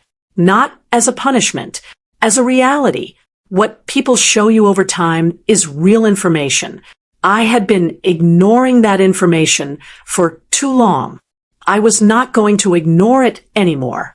What Veronica didn't know, I knew, the real revelation. Now, I want to tell you the other thing, because the trust, the attorney, the financial decisions, those were important, but they were not the deepest thing I discovered in those 2 weeks at home, lying in my bed, thinking. The deepest thing was this. I had a journal. I want to explain. I have kept a personal journal since I was 43 years old. Not every day. I am not that disciplined, but regularly. When something happened that I needed to think through, I wrote it down. It was just for me. A habit, like a long conversation with myself that I never had to share with anyone. In those 2 weeks at home, I went back and read it. Not the recent entries, the older ones. The ones from the past 2.5 years, since Ronnie married Veronica. And what I found in those pages surprised even me. I had recorded things that I had, in real time, minimized, smoothed over, given the benefit of the doubt, but written down in ink in the plain language of a woman trying to make sense of her days. They formed a pattern I could not argue with. November, 2 years ago, Ronnie called to cancel Thanksgiving for the 3rd year running. Veronica had made other plans. I wrote, I suppose they need their own traditions. I understand that. December, 2 years ago, I mailed my Christmas gift to them. The monogrammed blanket I had made specially with all 3 of our initials. I received a text 4 days after Christmas. Thanks, Mom. Very cozy. I wrote, a text is fine. They are busy. February, 22 months ago, I drove to Columbus for Ronnie's birthday. I had made a reservation at a restaurant I knew he loved, a quiet Italian place on High Street. When I arrived, Veronica told me she had invited 6 of their friends, people I had never met, and the reservation had been changed to a large group table at a different restaurant entirely. I sat at the far end of the table for 3 hours and spoke to my son for approximately 11 minutes. I wrote, it was lovely to be included. It was lovely to be included. I had written that, me, about 11 minutes with my own son at his own birthday dinner. I kept reading. July 18 months ago, Veronica posted on her social media account about setting boundaries with difficult family members. I had seen it. I had a Facebook account and someone had shared it, and I had felt something cold move through me, the sense that the post was aimed in a direction I recognized. But I had told myself I was being paranoid. People post general things. It doesn't mean anything. I wrote, I think I am being too sensitive. October, 14 months ago, Ronnie called to say they would not be coming for my birthday. Veronica was not feeling well. They would make it up to me. I spent my 70th birthday with Dorothy and Margaret from book club and a bottle of good wine, and honestly, it was a fine evening. But I wrote at the end of that entry, in handwriting that was smaller than usual, as though I was trying to take up less space on the page. I wonder sometimes if I have done something wrong that I cannot see, if there is something about me that makes it easy for people to leave. I had written that, at 70 years old, about my own son. I sat in my bed and read that line and thought, this is what being slowly made invisible does to you. It does not happen all at once. It happens in small steps over years, each one so reasonable on its own that you accept it and move on.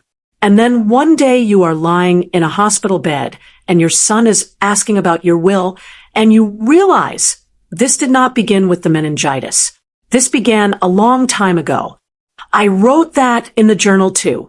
The new entry, written from my own bed, with my own coffee, my own cat, my own elm tree going gold outside the window. I am not too sensitive.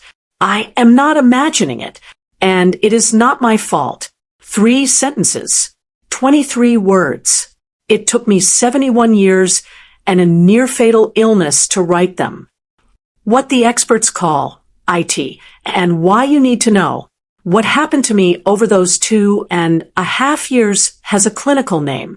Understanding it could help you or someone you love recognize it before it goes too far. What I experienced, the gradual narrowing of contact, the slow drift, the sense of being managed rather than loved, the posts about boundaries and freedom that were never quite said to my face, psychologists and social workers who work with older adults call elder isolation. It is not always intentional. Sometimes it is a partner who systematically undermines their spouse's relationship with the spouse's parents. But often it is subtler than that. It is a series of small choices, each one defensible on its own, that add up over time to a parent who sees their child less and less, who is made to feel that their needs are unreasonable, who begins to internalize the message that they are too much, The National Institute on Aging has documented that social isolation among adults over 65 is a serious public health concern. Not just emotionally, physically. Isolated seniors have higher rates of depression, cognitive decline, heart disease, and yes, delayed treatment for illness.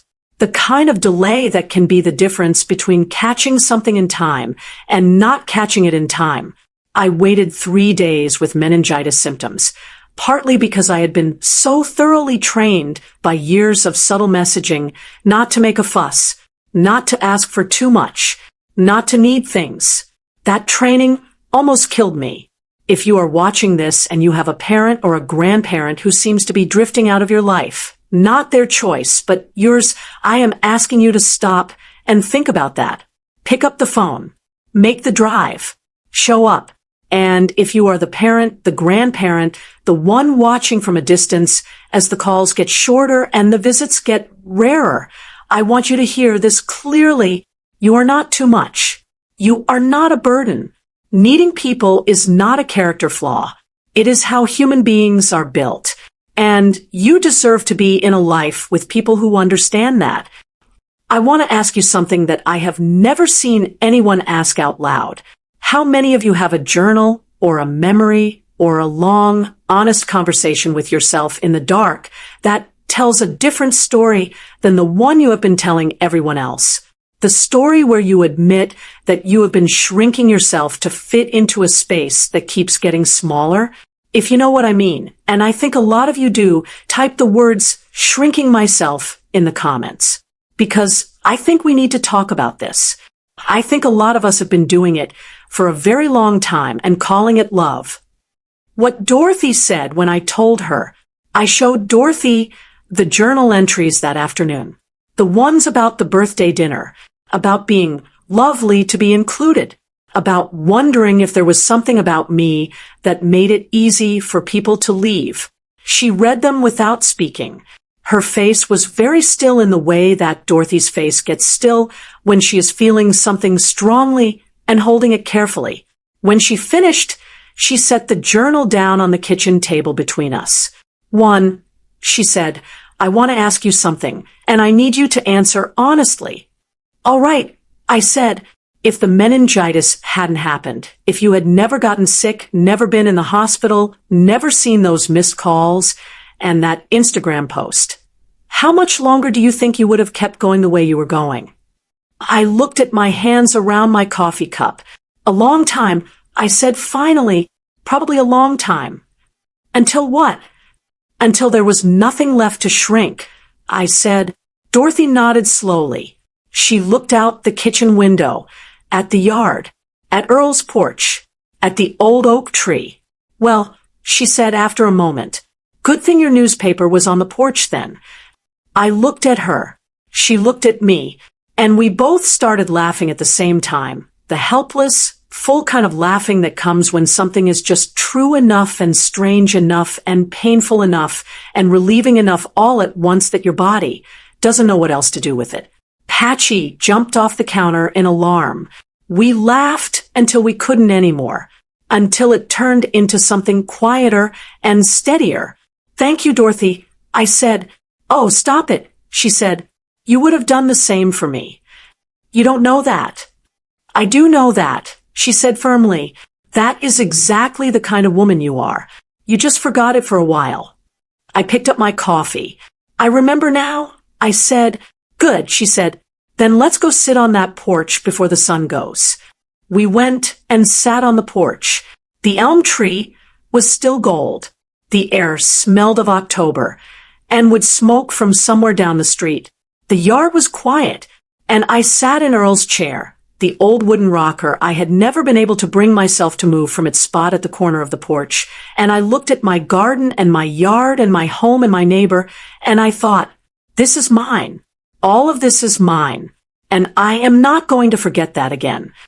3 weeks after Patricia and I set up the trust, Ronnie called me on a Tuesday evening, not to ask about my estate, not to explain himself, not to negotiate. He called to ask how I was doing. It was the first time in longer than I could easily remember that He had called just for that. Just to ask. Just to listen. We talked for 42 minutes. I know, because I looked at the call log afterward. 42 minutes about nothing in particular, about his job, about my garden coming back in the spring, about a documentary we had both watched on different nights without knowing it, about his father, about a memory Ronnie had from when he was about 7 years old of Earl teaching him to throw a baseball in the backyard. I had forgotten that memory. Ronnie had not. When he hung up, he said, "I'll call again. Next week, Mom. If that's okay." I said, "That would be fine, Ronnie." I set down the phone and sat in my kitchen for a long time. I did not know yet what Ronnie and Veronica would choose, whether the change I had seen in that phone call was real and lasting or just the first careful steps of people who have realized they almost lost something and are not quite sure yet how to hold it. I had been a mother long enough to know that one good phone call is not a pattern. It is a beginning. But I also knew something I had not known before the meningitis, before the hospital, before Dorothy's knock on my door. I knew I did not need to wait anymore. I did not need to make myself smaller, to make room for people who might or might not show up. I had my house. I had my trust. I had my journal and my attorney and my cat and my neighbor and Earl's porch. I had enough. I am going to show you what that looks like. What it looks like when a woman who spent 30 years being whatever everyone else needed her to be finally decides to just be herself. And what it costs. And what it gives back. Stay with me. Because this is where the real change happens. Not the dramatic kind. Not the scenes and the speeches. The quiet kind. The kind that happens in ordinary days, in small choices, in the way you answer the phone and the way you do not. The kind that is harder to do and easier to miss and more lasting than any confrontation. Don't go anywhere. Earlier, I told you about the journal, about reading my own words back to myself. 2.5 years of careful, quiet minimizing, and finally seeing the pattern I had been living inside without naming it. About the birthday dinner and the monogrammed blanket and the social media post about difficult family members, each entry written in the voice of a woman who had been so thoroughly trained not to need too much that she had started to believe she did not need anything at all. I told you about Patricia Owens and the trust, about Dorothy's check and her tears and the laughter on the porch. And I told you about Ronnie's phone call. The Tuesday evening call that lasted 42 minutes. The one that ended with him saying, "I will call again next week, Mom. If that is okay." I said that one good phone call is not a pattern. It is a beginning. This chapter is about what comes after a beginning. It is about the slow, ordinary, undramatic work of actually changing. Not the scenes and the speeches. We have had those. The quiet kind, the kind that happens in small choices over many months in the spaces between the big moments. It is also about what I chose. For myself, not in response to Ronnie, not in reaction to Veronica, not because anyone asked or expected or required anything of me, just for me. That was new. November, the first real winter. Ronnie called the following Tuesday, just as he had said he would. We talked for 30 minutes. About nothing special. About the first cold snap that had come through Kent that week. About the deer that had gotten into my garden 2 nights earlier and eaten the last of the fall kale. About a book I was reading. He mentioned a movie he and Veronica had watched. He mentioned her name, naturally without stiffness, which told me they had talked. I did not push. I just listened. The week after that, he called again. And the week after that, each call was a little easier than the last. Not because the hard things between us had disappeared. They had not. And we both knew they had not, but because we were carefully and slowly rebuilding the habit of each other. Like 2 people who have been out of touch for a long time and are relearning the rhythms of conversation. Where the pauses are comfortable, what subjects are safe for now, and which ones need more time. He asked about my health on every call, not just in the first minute, the way you ask about health to get it out of the way, but genuinely partway through the conversation, the way you ask when you actually want to know the answer. How is the fatigue? How is the headache? Are you sleeping? Are you eating enough? It was not everything, but it was real. On the third Tuesday call, he said something that I wrote down in the journal afterward. Mom, I keep thinking about what Dr. Webb said, that if you had waited another 24 hours. I keep thinking about that, and I am so sorry I was not there. I know I said it before, but I need you to know I mean it. I was quiet for a moment. I know you do, Ronnie, I said. Is that enough? He asked. Same question as on the porch, but this time it sounded different. Less like a negotiation and more like a genuine question from a man who was not sure of the answer and was prepared to hear the truth. Not yet, I said, but you are doing the right things. Keep doing them. He said, okay. We talked for another 20 minutes about the baseball documentary he had been watching. After I hung up, I sat in the kitchen for a while. The old me would have felt relief, would have smoothed the whole thing over in my mind, decided it was resolved, filed it away under fine, and moved on. The new me, or the real me, the one who had been there the whole time and just needed the right circumstances to come back, understood that relief was not the same as healing, and that healing was not something that got done to you. It was something you did slowly in ordinary days over more time than you wished it would take. One good conversation is not a pattern. One good month is not a pattern. A pattern is what you see when you look back over a year, and it is still there. I wrote that in the journal. Then I closed the journal and went to make dinner. Veronica, the slower road. Veronica was harder. Not because she was a bad person. I had stopped believing that on the Saturday she sat on my sofa and told me about the note on the kitchen table, but because trust, once broken and then honestly examined, does not rebuild on the same schedule for everyone. Ronnie had the advantage of 30 years of actual relationship to draw on. The memories, the baseball in the backyard, the photograph of the two of us where neither of us could stop laughing. He had something to return to. Veronica had something to build from scratch. She texted me the week after that Saturday conversation. A careful, short message. Nothing dramatic. Mrs. Collins, I wanted to say again that I am sorry. I am working on it. I hope we can try. I looked at that message for a long time. Then I typed back. I am willing to try. Start small. Call me Juan. Her next message came 3 minutes later.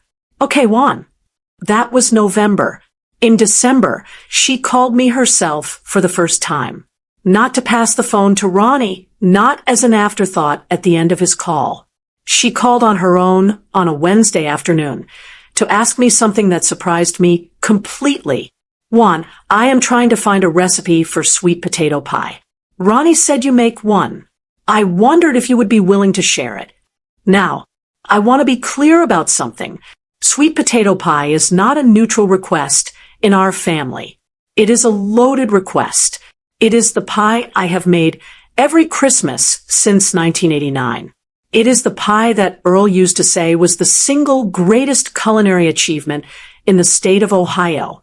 It is the pie that, for years, Veronica had been present at the table for and had eaten 2 slices of and never once asked me how I made it. Asking for the recipe was not just asking for the recipe. It was a small door opened carefully from her side. I recognized it for what it was. I will do better than give you the recipe, I said. Come up the weekend before Christmas. I will show you how. A pause. Both of us. Veronica asked. Both of you, I said.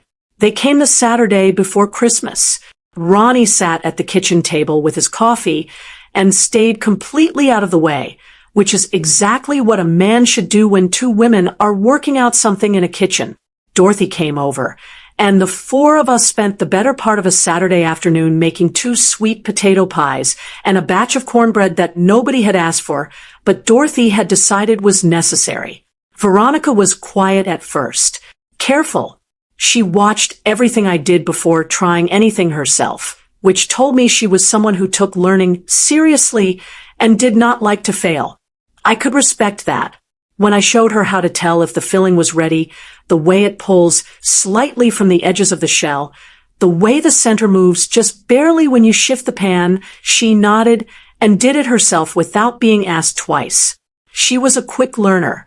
Near the end of the afternoon, while the pies were in the oven and Ronnie had been assigned the task of making more coffee, Veronica looked around my kitchen, at the photographs on the refrigerator, at Earl's coffee mug on the shelf, at the old rooster clock above the stove that I had owned since before Ronnie was born, and she said very quietly, "You have a real home here. Not a beautiful home, not a nice home, a real home." She understood the difference. That told me something. "Thank you," I said. "Earl built most of it." "I can tell," she said. We did not hug. We were not there yet. But when she and Ronnie left that evening with one of the pies wrapped in foil on the back seat of the car, she paused at the door and looked at me in that careful way she had. "Juan, thank you for this, for trying." "You are welcome," I said. "Merry Christmas, Veronica." "Merry Christmas," she said. It was the first time she had said my name. What real change looks like, and what IT doesn't. Real insight. This section is for everyone who has ever wondered whether people can truly change, and how to tell the difference between real change and performance. I want to talk to you about something that I think is important, because I know what some of you are thinking right now. You are thinking, "Juan, you are too forgiving." After everything that happened, the ignored calls, the Instagram post, the estate inquiries, you let them back in too easily. You made sweet potato pie with the woman who called you a burden on the internet. I understand that reaction. I have felt it myself, in the middle of the night, staring at the ceiling. The voice that says, "You are being naive. You are doing it again. You are making yourself small and calling it grace." But I want to make a distinction that I think matters enormously. There is a difference between forgiving too easily and choosing to remain open carefully. Forgiving too easily looks like this: pretending nothing happened, accepting an apology at face value, going back to the old patterns as though the hard things were never said, absorbing the hurt without ever requiring anything to change. I did not do that. What I did was different. I told the truth. I named the harm. I set conditions, not as punishment, but as reality. I protected myself legally and financially. I did not pretend. And then, from that protected place, from that clear-eyed and self-possessed place, I chose to remain open to the possibility of something better. That is not naivety. That is discernment. And the difference between Ronnie and Veronica now and Ronnie and Veronica before the meningitis was not that they suddenly became different people. People do not transform overnight. What changed was that the silence had been broken. The things that had been comfortable to avoid were now impossible to avoid. The reckoning had happened. Psychologists who study forgiveness and reconciliation talk about the difference between cheap forgiveness and earned trust. Cheap forgiveness skips the hard part, the honesty, the accountability, the actual behavior change, and goes straight to everything being fine. Earned trust is slower. It is built in small, consistent actions over time. It is Ronnie calling every Tuesday. It is Veronica asking for the recipe. It is small things done reliably over and over until a new pattern is visible. I was not looking for perfection from my son or from his wife. I was looking for evidence, and I was watching carefully what I chose for myself. Now, I want to tell you about the other part, the part that had nothing to do with Ronnie or Veronica, because the truth is, and I want to say this as clearly as I can, the healing that mattered most in those months after the hospital was not about them. It was about me. It was about all the things I had stopped doing and stopped wanting and stopped asking for, slowly, over years without even noticing I had stopped. All the space I had vacated to make room for other people's comfort. I started going back to things I had let slide. Book club. I had been attending Margaret's book club for 11 years, and I had gradually, over the past 2 years, been canceling more often than I came. Too tired. Too busy. Did not want to drive in the dark. All true, but also all small excuses that had added up to me spending Friday evenings alone on the sofa when I could have been with my friends, laughing and arguing about books. I started going back every month without exception. The library. I had volunteered at the Kent Free Library for 6 years before the meningitis. One afternoon a week in the children's section, reading aloud to the little ones who came in on Wednesday afternoons. I had stopped when I got sick and had told myself I would go back when I felt stronger, and then somehow a month had passed, and then 2. I went back in January. The librarian, a young woman named Cassie, hugged me at the door and said she had been keeping my spot warm. The children were exactly as chaotic and wonderful as I remembered. My garden. I had been a serious gardener for 30 years, not decorative gardening, real gardening, the kind where you know your soil pH and have opinions about heirloom tomatoes versus hybrids and spend happy hours with your hands in the dirt. The meningitis had left me too weak to do much in the fall. But come February, I started planning the spring beds. I ordered seed catalogs. I made lists. I sat at the kitchen table on gray winter afternoons with seed packets and graph paper and felt something that I can only describe as future-facing. I was making plans for a future. I was assuming I would be there for it. That sounds like a small thing. It was not a small thing. And Dorothy and I had, in the months since the hospital, become something that neither of us had quite had a word for before. Not just neighbors. Not quite family in the traditional sense. Something that I think is actually rarer and more valuable than either of those things. We had become chosen. We had chosen each other deliberately and openly as the people we were going to show up for. We had dinner together twice a week, Tuesday and Friday, rotating between our kitchens. We watched the evening news together and argued about it. We drove to Akron one Saturday to see an exhibit at the art museum that neither of our children had offered to take us to and had a magnificent time. We started a 2-person book club, just the 2 of us, because Margaret's book club sometimes chose books that neither of us found particularly interesting, and we saw no reason to keep quiet about it. One evening in February, after dinner at Dorothy's kitchen table, she looked at me over her reading glasses and said, "Juan, can I ask you something?" "You can always ask me something," I said. "Are you happy?" I sat with the question, really sat with it, not the polite, reflexive answer. "Fine, doing well, can't complain." The real answer. "Yes," I said after a moment. "I think I am. Not perfectly, not without the hard things still being hard. But yes, I am happy." "Good," Dorothy said, and went back to her coffee. That was it. That was the whole conversation. And it was, I realized later, the first time in longer than I could easily count that someone had asked me that question and waited for a real answer, and I had been able to give one. I want to ask you the same question Dorothy asked me, and I want you to really answer it, not the quick answer, not the polite answer. The real one. Are you happy? Not whether everything in your life is perfect, not whether your family is everything you wished it would be, just you in your daily life, in the ordinary days. Are you happy? And if the honest answer is no, if somewhere in the past few years you have quietly stopped doing the things that made you feel like yourself, I want you to type "not yet" in the comments, because that is the most honest and the most hopeful answer there is. Not yet, which means it is still possible. It is still in reach. Spring, the garden comes back. March came, and then April, and the garden began to wake up the way it always does in Kent, slowly at first, just a few brave green things pushing through the cold ground. And then all at once, like the whole yard remembered what it was supposed to be doing. I planted heirloom tomatoes, Cherokee purples, same as Dorothy's, and 3 varieties of basil, and a long bed of sweet peas along the back fence that I had been meaning to plant for 4 years and never gotten around to. I planted zucchini, which always feels optimistic because zucchini will grow whether you tend it or not, and by July you will be giving it away to anyone who will take it.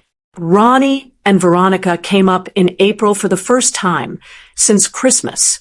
It was Veronica who had suggested the visit. She had texted me the week before. She was texting more regularly now. Small things, a photograph of a recipe.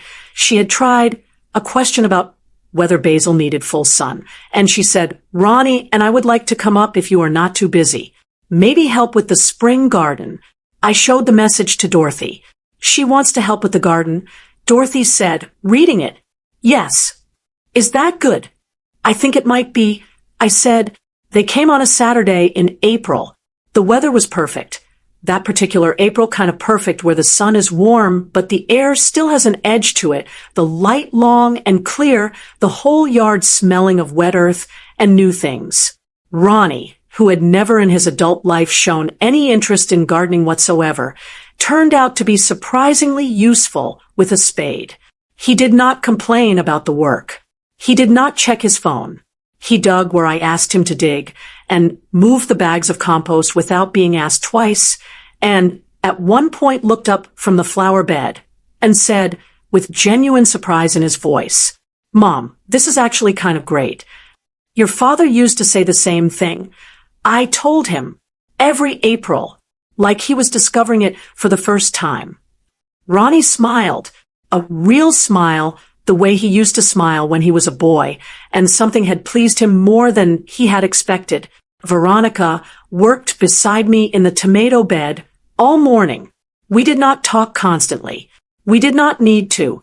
There is a comfortable kind of quiet that comes when 2 people are doing physical work together outdoors, and she had found it naturally, which told me something about her that the careful indoor version of her had not shown me before. She was at home in her body. When she was working, she did not perform. Near lunchtime, she held up a Cherokee purple seedling and looked at it. "What does it turn into?" she asked. "A tomato that looks like it is bruised, but tastes better than anything you have ever put in your mouth," I said. She laughed. A real laugh, surprised out of her. It was the first time I had heard her really laugh. It suited her. The porch conversation, what Ronnie finally said. After lunch, while Veronica and Dorothy were washing up inside, Ronnie and I sat on Earl's porch. The yard was fully churned up now, brown and ready. The sweet peas were in the ground. The tomato beds were done. Ronnie had his coffee. I had mine. We sat for a while, without talking. It was a comfortable silence, the kind that had not been easy between us since before Veronica, since before the drift, since before all of it. I had missed that silence. I had not realized how much until I was sitting inside it again. Then Ronnie said, "Mom, can I tell you something?" "Go ahead," I said. "I knew. I want you to know that. I knew things were wrong between you and Veronica, and I told myself it was manageable, that it would smooth out, that I didn't need to get in the middle of it." He looked at his coffee cup. I let it go on because stepping in was uncomfortable and not stepping in was easier. And that was wrong. It was wrong and I knew it, and I did it anyway. I listened. "I am not going to do that anymore," he said. "I am going to be present. I am going to show up. And when things are wrong, I am going to say so, even when it is uncomfortable. Because the alternative," he stopped. "The alternative is getting a call from the hospital that my mother is in the ICU and realizing I chose comfort over her, over and over for 2 years." The yard was very quiet. Somewhere down the street, a lawn mower started up. "Thank you for saying that, Ronnie," I said. "I mean it. I know you do." I looked at my garden, my churned up, hopeful April garden. Your father would be proud of you, I said. Not because you said it perfectly, because you said it honestly. He always thought those were the same thing. Ronnie was quiet for a moment. I miss him, he said. So do I said. Every day. We sat on Earl's porch until the women came back out. And then the four of us had the rest of our coffee together in the April sun, and there was nothing dramatic or momentous about it. It was just a Saturday afternoon. Just four people in a backyard. But it was real. And real, I had learned, was worth more than perfect. What choosing yourself actually means. For every senior watching, this is the most important thing I learned, and it should be the most important thing you need to hear today. I want to talk about something directly. This whole story, the meningitis, the hospital, the Instagram post, the attorney, the journal, the conversations, all circles around one thing that I think is harder for our generation than for any other. Choosing yourself. Now, I know what that phrase sounds like. It sounds like something on a coffee mug. It sounds like something young people say when they mean something simpler and easier than what I mean. What I mean is this. For most of my adult life, I organized my choices around other people's comfort. What Ronnie needed, what Earl needed, God bless him. He was a good man, and I gave willingly, but I gave so much that I stopped noticing where my giving ended and myself began. What the family expected at the holidays, what was polite, what was manageable, what avoided conflict, what kept the peace. And the thing about organizing your life that way, around everyone else's comfort, is that it works. It works for a long time. You become very good at it. People appreciate you for it, or at least they depend on you for it, which can feel like the same thing. And you tell yourself that this is love, that this is what it means to be a good mother, a good neighbor, a good woman. But there is a cost. The cost is that slowly over years, you lose the thread of who you are outside of your usefulness. You stop knowing what you want because wanting things for yourself starts to feel selfish. You stop asking because asking feels like burdening.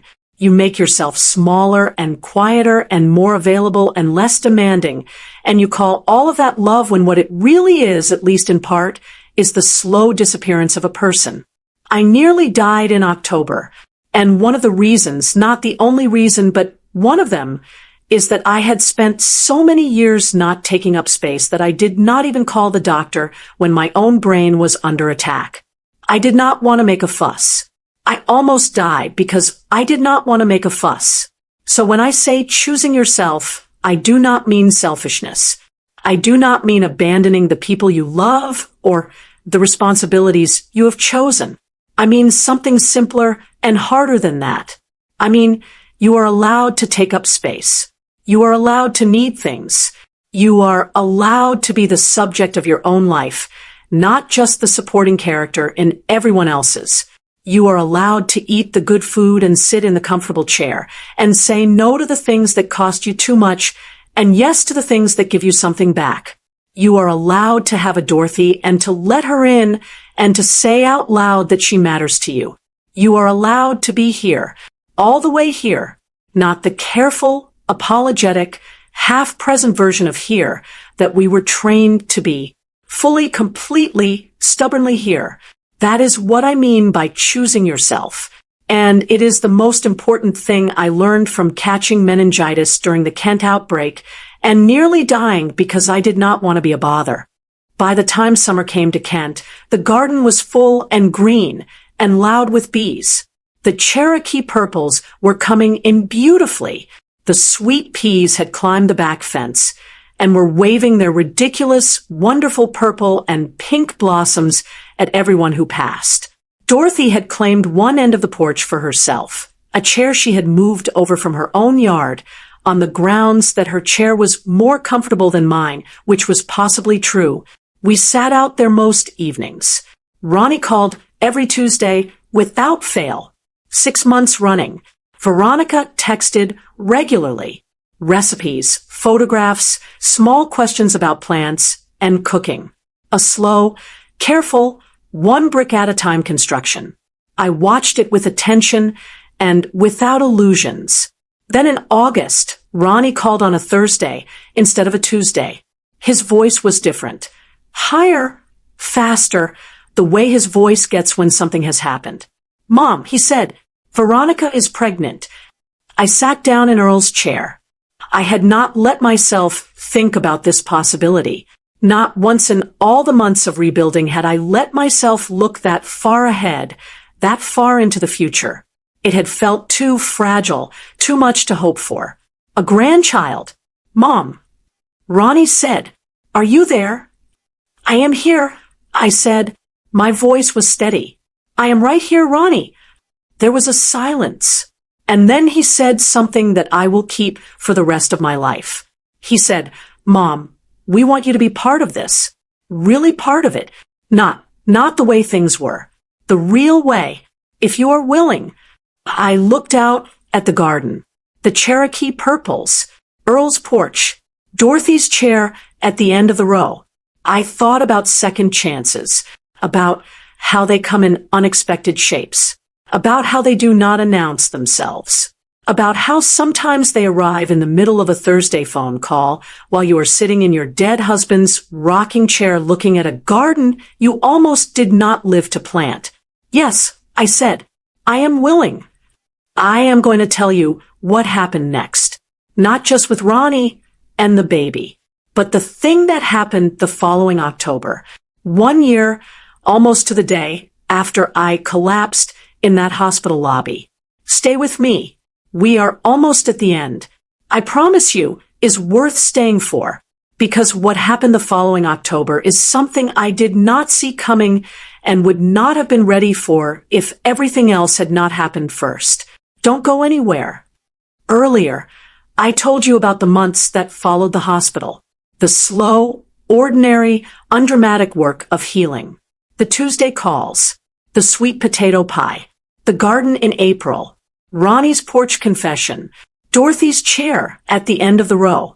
And I told you about the Thursday phone call in August. Veronica is pregnant. I told you I had not let myself look that far ahead. That it had felt too fragile, too much to hope for. That when Ronnie asked if I was willing to be part of it, really part of it, not the way things were before, but the real way, I said yes without hesitation. And I told you that I would tell you about something that happened the following October. 1 year, almost to the day, from when I collapsed in that hospital lobby. This is that section of the story. I want to take my time with it. I have been telling you this story for a while now, and you have been patient, and you have stayed with me through all of it, the hospital, the calls, the Instagram post, the journal, the attorney, the confrontation, the sweet potato pie. You have earned the ending. So let me start at the beginning of that October. 1 year on. October, 1 year later. The elm tree in my front yard had gone gold again. Same tree. Same October light. Same long, slanted afternoon sun that turns everything in Kent into something out of a painting. I stood on the porch and looked at it the morning of October 3rd and thought, 1 year ago today, I was sick in my kitchen telling myself it was probably just the flu. 1 year ago today, Dorothy was on the other side of that fence without knowing yet what was coming. 1 year ago today, my life was 3 days away from ending, and I did not know it. And the newspaper was still on the porch. A lot can happen in a year. Veronica was 7 months pregnant. A girl, they had told me at Thanksgiving. Ronnie had called and put me on speakerphone while they opened the envelope from the ultrasound, which I thought was one of the better ideas either of them had ever had. I had cried. I had tried not to, and then decided there was no good reason not to, and cried properly. Dorothy, who was sitting at my kitchen table when the call came in, had cried too, and then immediately started making a list of things the baby would need. They had asked me to help choose a name, not to decide, to be part of the conversation. That is a small distinction that meant everything to me. The name they eventually chose was Eleanor. Eleanor Collins. After no one in particular. After nothing specific. Ronnie said he had just always liked the name. Veronica said it sounded strong. Neither of them said anything about Earl's mother, who had also been named Eleanor, because neither of them knew. I had never mentioned it. It was not a coincidence I was going to argue with. Some things arranged themselves without being asked. The health updates from my doctor had been consistently good. Full recovery from the meningitis was confirmed at my 6-month checkup. No lasting neurological effects, which was more than Dr. Webb had been able to promise me in those first days in the ICU. My hearing was intact. My thinking was clear. I was, by every measurable standard, completely well. I had updated my emergency contact form the week I got home from the hospital. Primary contact, Dorothy Simmons' neighbor, Maple Ridge Road. Right there at the top where it belonged. The trust was in place. Patricia had done excellent work. Everything was clear, organized, protected. The library volunteer position was mine again every Wednesday afternoon. The children were still chaotic and wonderful. One of them, a 5-year-old named Marcus, who came every week with his grandmother, had declared me his favorite person in the building, which I suspected had something to do with the fact that I always let him pick the book.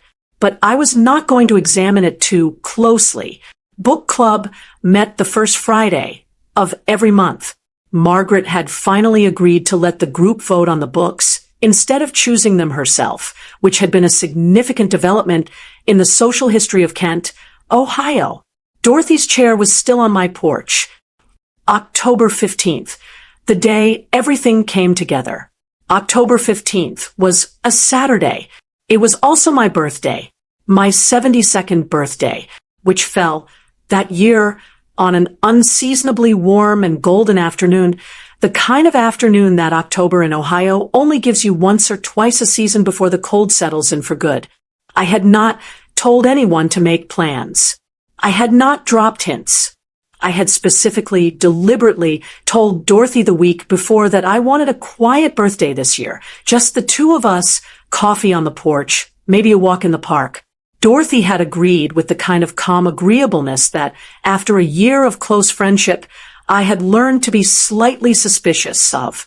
I came downstairs that morning to find Patchy sitting in the kitchen window, looking alert, which is his way of telling me something is happening outside. I looked out the front window. Dorothy's car was in her driveway, which was normal, but there was another car behind it that I did not recognize. And behind that, Ronnie's car, the blue Honda, the one I had watched pull away from my curb more times than I could count over the past 2 years. I stood at the front window for a moment. "Patchy," I said, "what is going on?" He blinked at me. I put on my good cardigan, the green one that Earl always said brought out my eyes, and I went to the door. The porch and everyone on it. They were already setting up when I opened the door. Dorothy, in her blue cardigan, directing operations from the top of the porch steps with the authority of a woman who has spent 30 years delivering things to exactly the right place. Ronnie, carrying a folding table from the back of his car. Veronica beside him, 7 months along, moving carefully, laughing at something Dorothy had just said. Margaret from book club, who had apparently been in on it from the beginning. A younger woman I did not immediately recognize, who turned out to be Dorothy's daughter Patrice, down from Tampa for the weekend.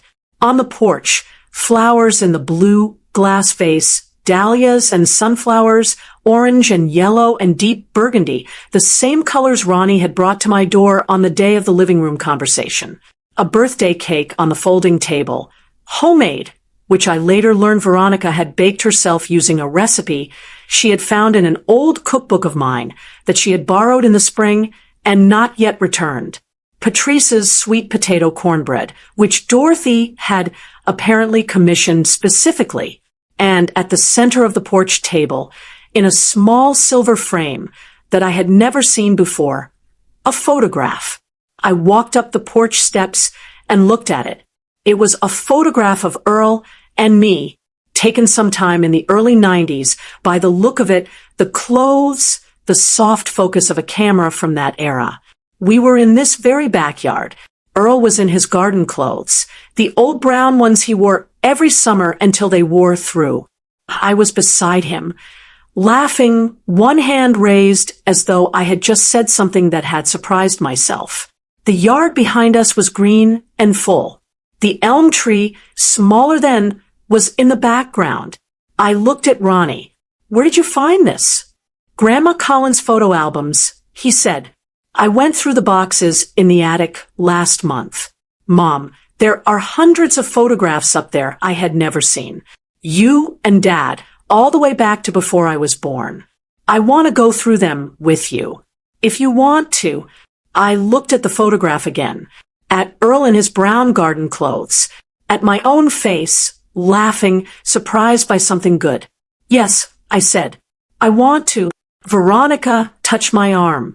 It was the first time she had touched me. Not a hug, not a formal gesture, just a hand on my arm, brief and warm and genuine. "Happy birthday, Juan," she said. "Thank you, Veronica," I said. And then Dorothy, who had been watching all of this from her position at the center of the porch with the quiet satisfaction of a woman whose plan has come together exactly as intended, said, "All right, enough. Somebody cut that cake before I do it myself." Everyone laughed, and we sat on Earl's porch, all of us together in the October sun. What I understood, there was a moment, maybe an hour into the afternoon, when everyone else was talking and laughing, and I was sitting in my chair at the end of the porch with my coffee, just watching Ronnie at the table, looking at the photograph and telling Patrice the story of how Earl had built this porch with his own hands one summer in 1994 and had only slightly correctly measured the boards on one side. So there was a section near the railing that is still, if you know to look for it, 3/4 of an inch lower than the rest. Ronnie knew that story because Earl had told it to him every summer for years, laughing at himself every time. Ronnie was laughing now, telling it. Patrice was laughing with him, watching Veronica, carefully settled into a porch chair with a glass of lemonade, talking to Margaret about, of all things, a book. They had discovered a shared interest in historical fiction, and were deep in a conversation about a novel set in the American South that both of them had read recently. Veronica was animated in a way I had not seen her before. Her hands moved when she talked. Her face was open. She looked nothing like the careful, managed woman who had sat on my sofa 11 months ago, watching Dorothy, refilling people's coffee and talking to her daughter Patrice, and looking completely at home on a porch that was not technically hers but had been for the past year, as much hers as anyone's. And I thought, this is it. This is what the whole year was about. Not the meningitis, not the Instagram post, not the 65 missed calls or the attorney or the confrontation. Those were all necessary. They were the sharp, terrible tools that broke something open.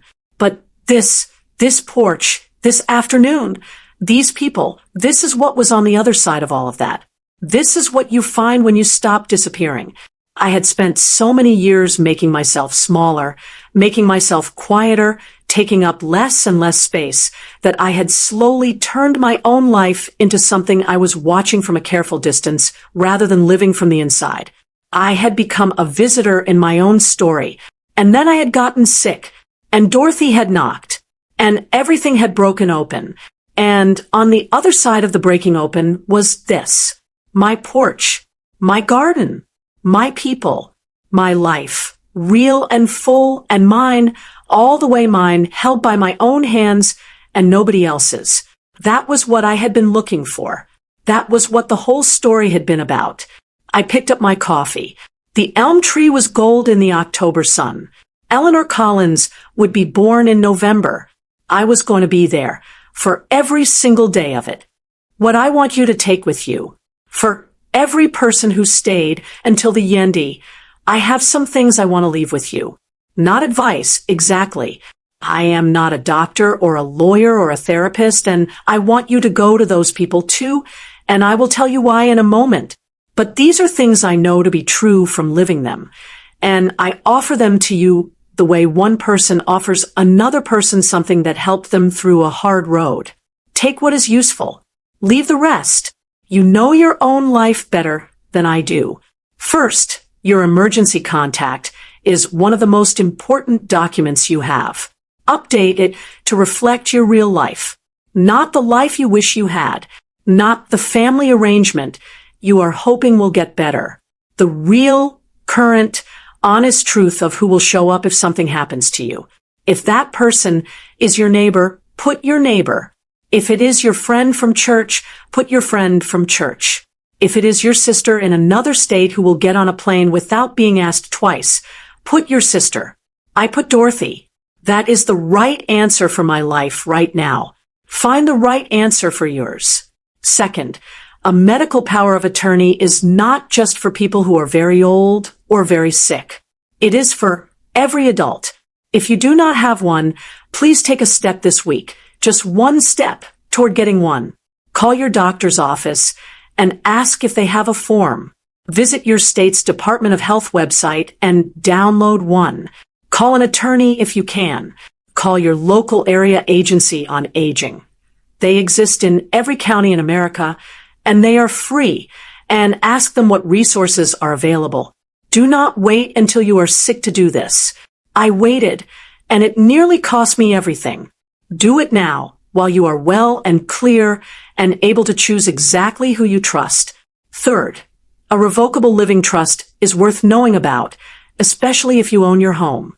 Ask an estate attorney about it, not to be morbid, not because you think something is going to happen, because you worked your whole life for what you have, and you deserve to decide clearly, legally on your own terms where it goes and how it gets there. That is not selfishness. That is responsibility. Fourth, loneliness among seniors in America is a public health crisis. And the solution is not complicated. The solution is people. Real, present, consistent people. If you are isolated, if the calls have gotten shorter and the visits have gotten rarer, and some weeks you go from Monday to Friday without a real conversation with another human being, I am asking you to do something about that. Not tomorrow. This week. Call the friend you have been meaning to call. Go back to the thing you stopped going to.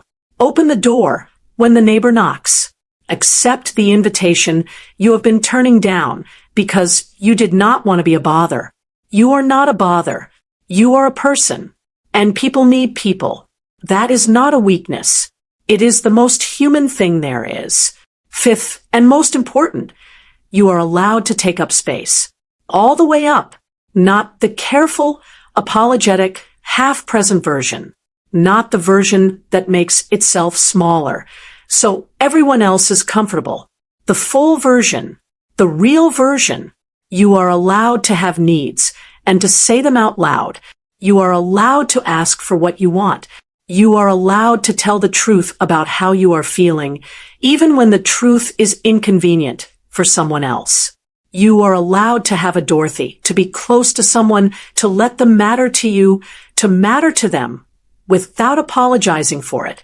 You are allowed to be here, fully here, for whatever years you have left.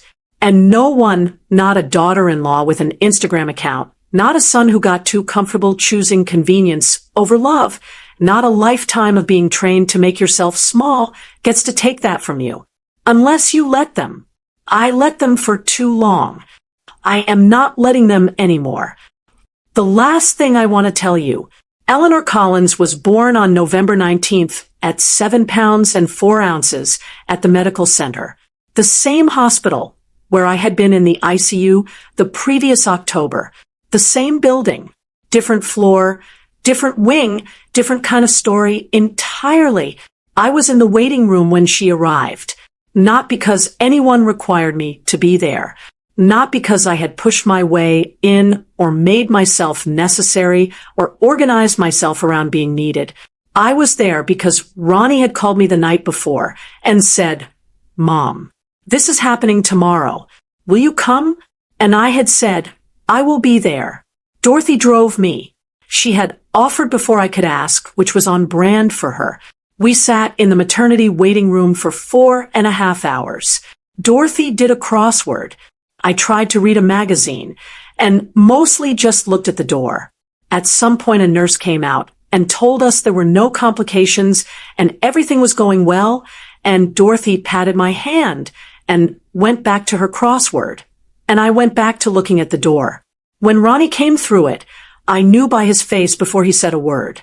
His face was the face of a man whose life has just rearranged itself completely, and who does not yet have the vocabulary for it, and is simply standing inside it, blinking. He looked at me. "Mom," he said, "she's here." "She's here?" I said. "Do you want to come see her?" And there are things in a life, not many, but some, that arrive in a moment so quiet and so complete that there is nothing to say about them that would not make them smaller. This was one of those things. I stood up. I followed my son down the hallway, and I met Juan Collins for the first time in a room that smelled of antiseptic and new life, with Veronica tired and beautiful against her pillows, and my granddaughter, 7 pounds, 4 ounces, her face still finding its shape, her tiny fingers already certain about what they were for, in my arms. She had a full head of dark hair. She had Ronnie's nose. She had, unmistakably and astonishingly, Earl's eyes. "Hello, Eleanor," I said softly. I said it so quietly only she could hear it. "I almost did not make it here to meet you. But I did. I am here. I am all the way here." She opened her eyes. Just for a moment. Dark eyes, unfocused, taking in light. Then she closed them again, and I held her, and the room was very quiet, and somewhere outside the window the Ohio sky was doing something gray and ordinary and completely beautiful. If you have made it to the end of this story with me, thank you. That means more to me than I can say. I want to ask you one last question. Who is your Dorothy? Who is the person in your life who noticed when your newspaper was still on the porch? Who showed up without being asked? Who stayed? If you have someone like that, if you are lucky enough to have a Dorothy in your life, I want you to go tell them. Not later. Today. Call them or text them or go knock on their door and tell them. And if you would like to share their name in the comments, I would be honored to read it. Every single one. Drop their name right now. Tell me about your Dorothy. Final words. I am Juan Collins. I caught bacterial meningitis during the Kent outbreak and nearly died in a hospital waiting room. My son did not come. My neighbor did. And that difference between the people who are supposed to show up and the people who actually do turned out to be the most important lesson of my 71 years. I am 72 now. I have a granddaughter named Eleanor who has her grandfather's eyes. I have a garden full of Cherokee purples and sweet peas and heirloom tomatoes that I will not stop growing until the day I cannot get down on my knees in the dirt anymore, and probably not even then. I have a neighbor named Dorothy who has a chair on my porch and a standing invitation to my kitchen on Tuesdays and Fridays, and whose name is at the top of my emergency contact form where it belongs. I have a son who calls every Tuesday. I have a daughter-in-law who is learning carefully and imperfectly how to stay. And I have myself, the real version, the full version, the version that is not small and not quiet and not sorry for taking up space. I have all of it, and I intend to keep every single piece. Before you go, if this story meant something to you, if any part of it felt true or familiar or like something you needed to hear, please take one moment and hit that like button and subscribe. Not for the numbers, because there are more stories like this one waiting, and I want you to be here for them. Stories about seniors in America who are living real, complicated, meaningful lives, and who deserve to have those lives told honestly and with care. There is another story in the description below that I think you will want to see. I will see you there. Thank you for staying with me all the way to the end. It means everything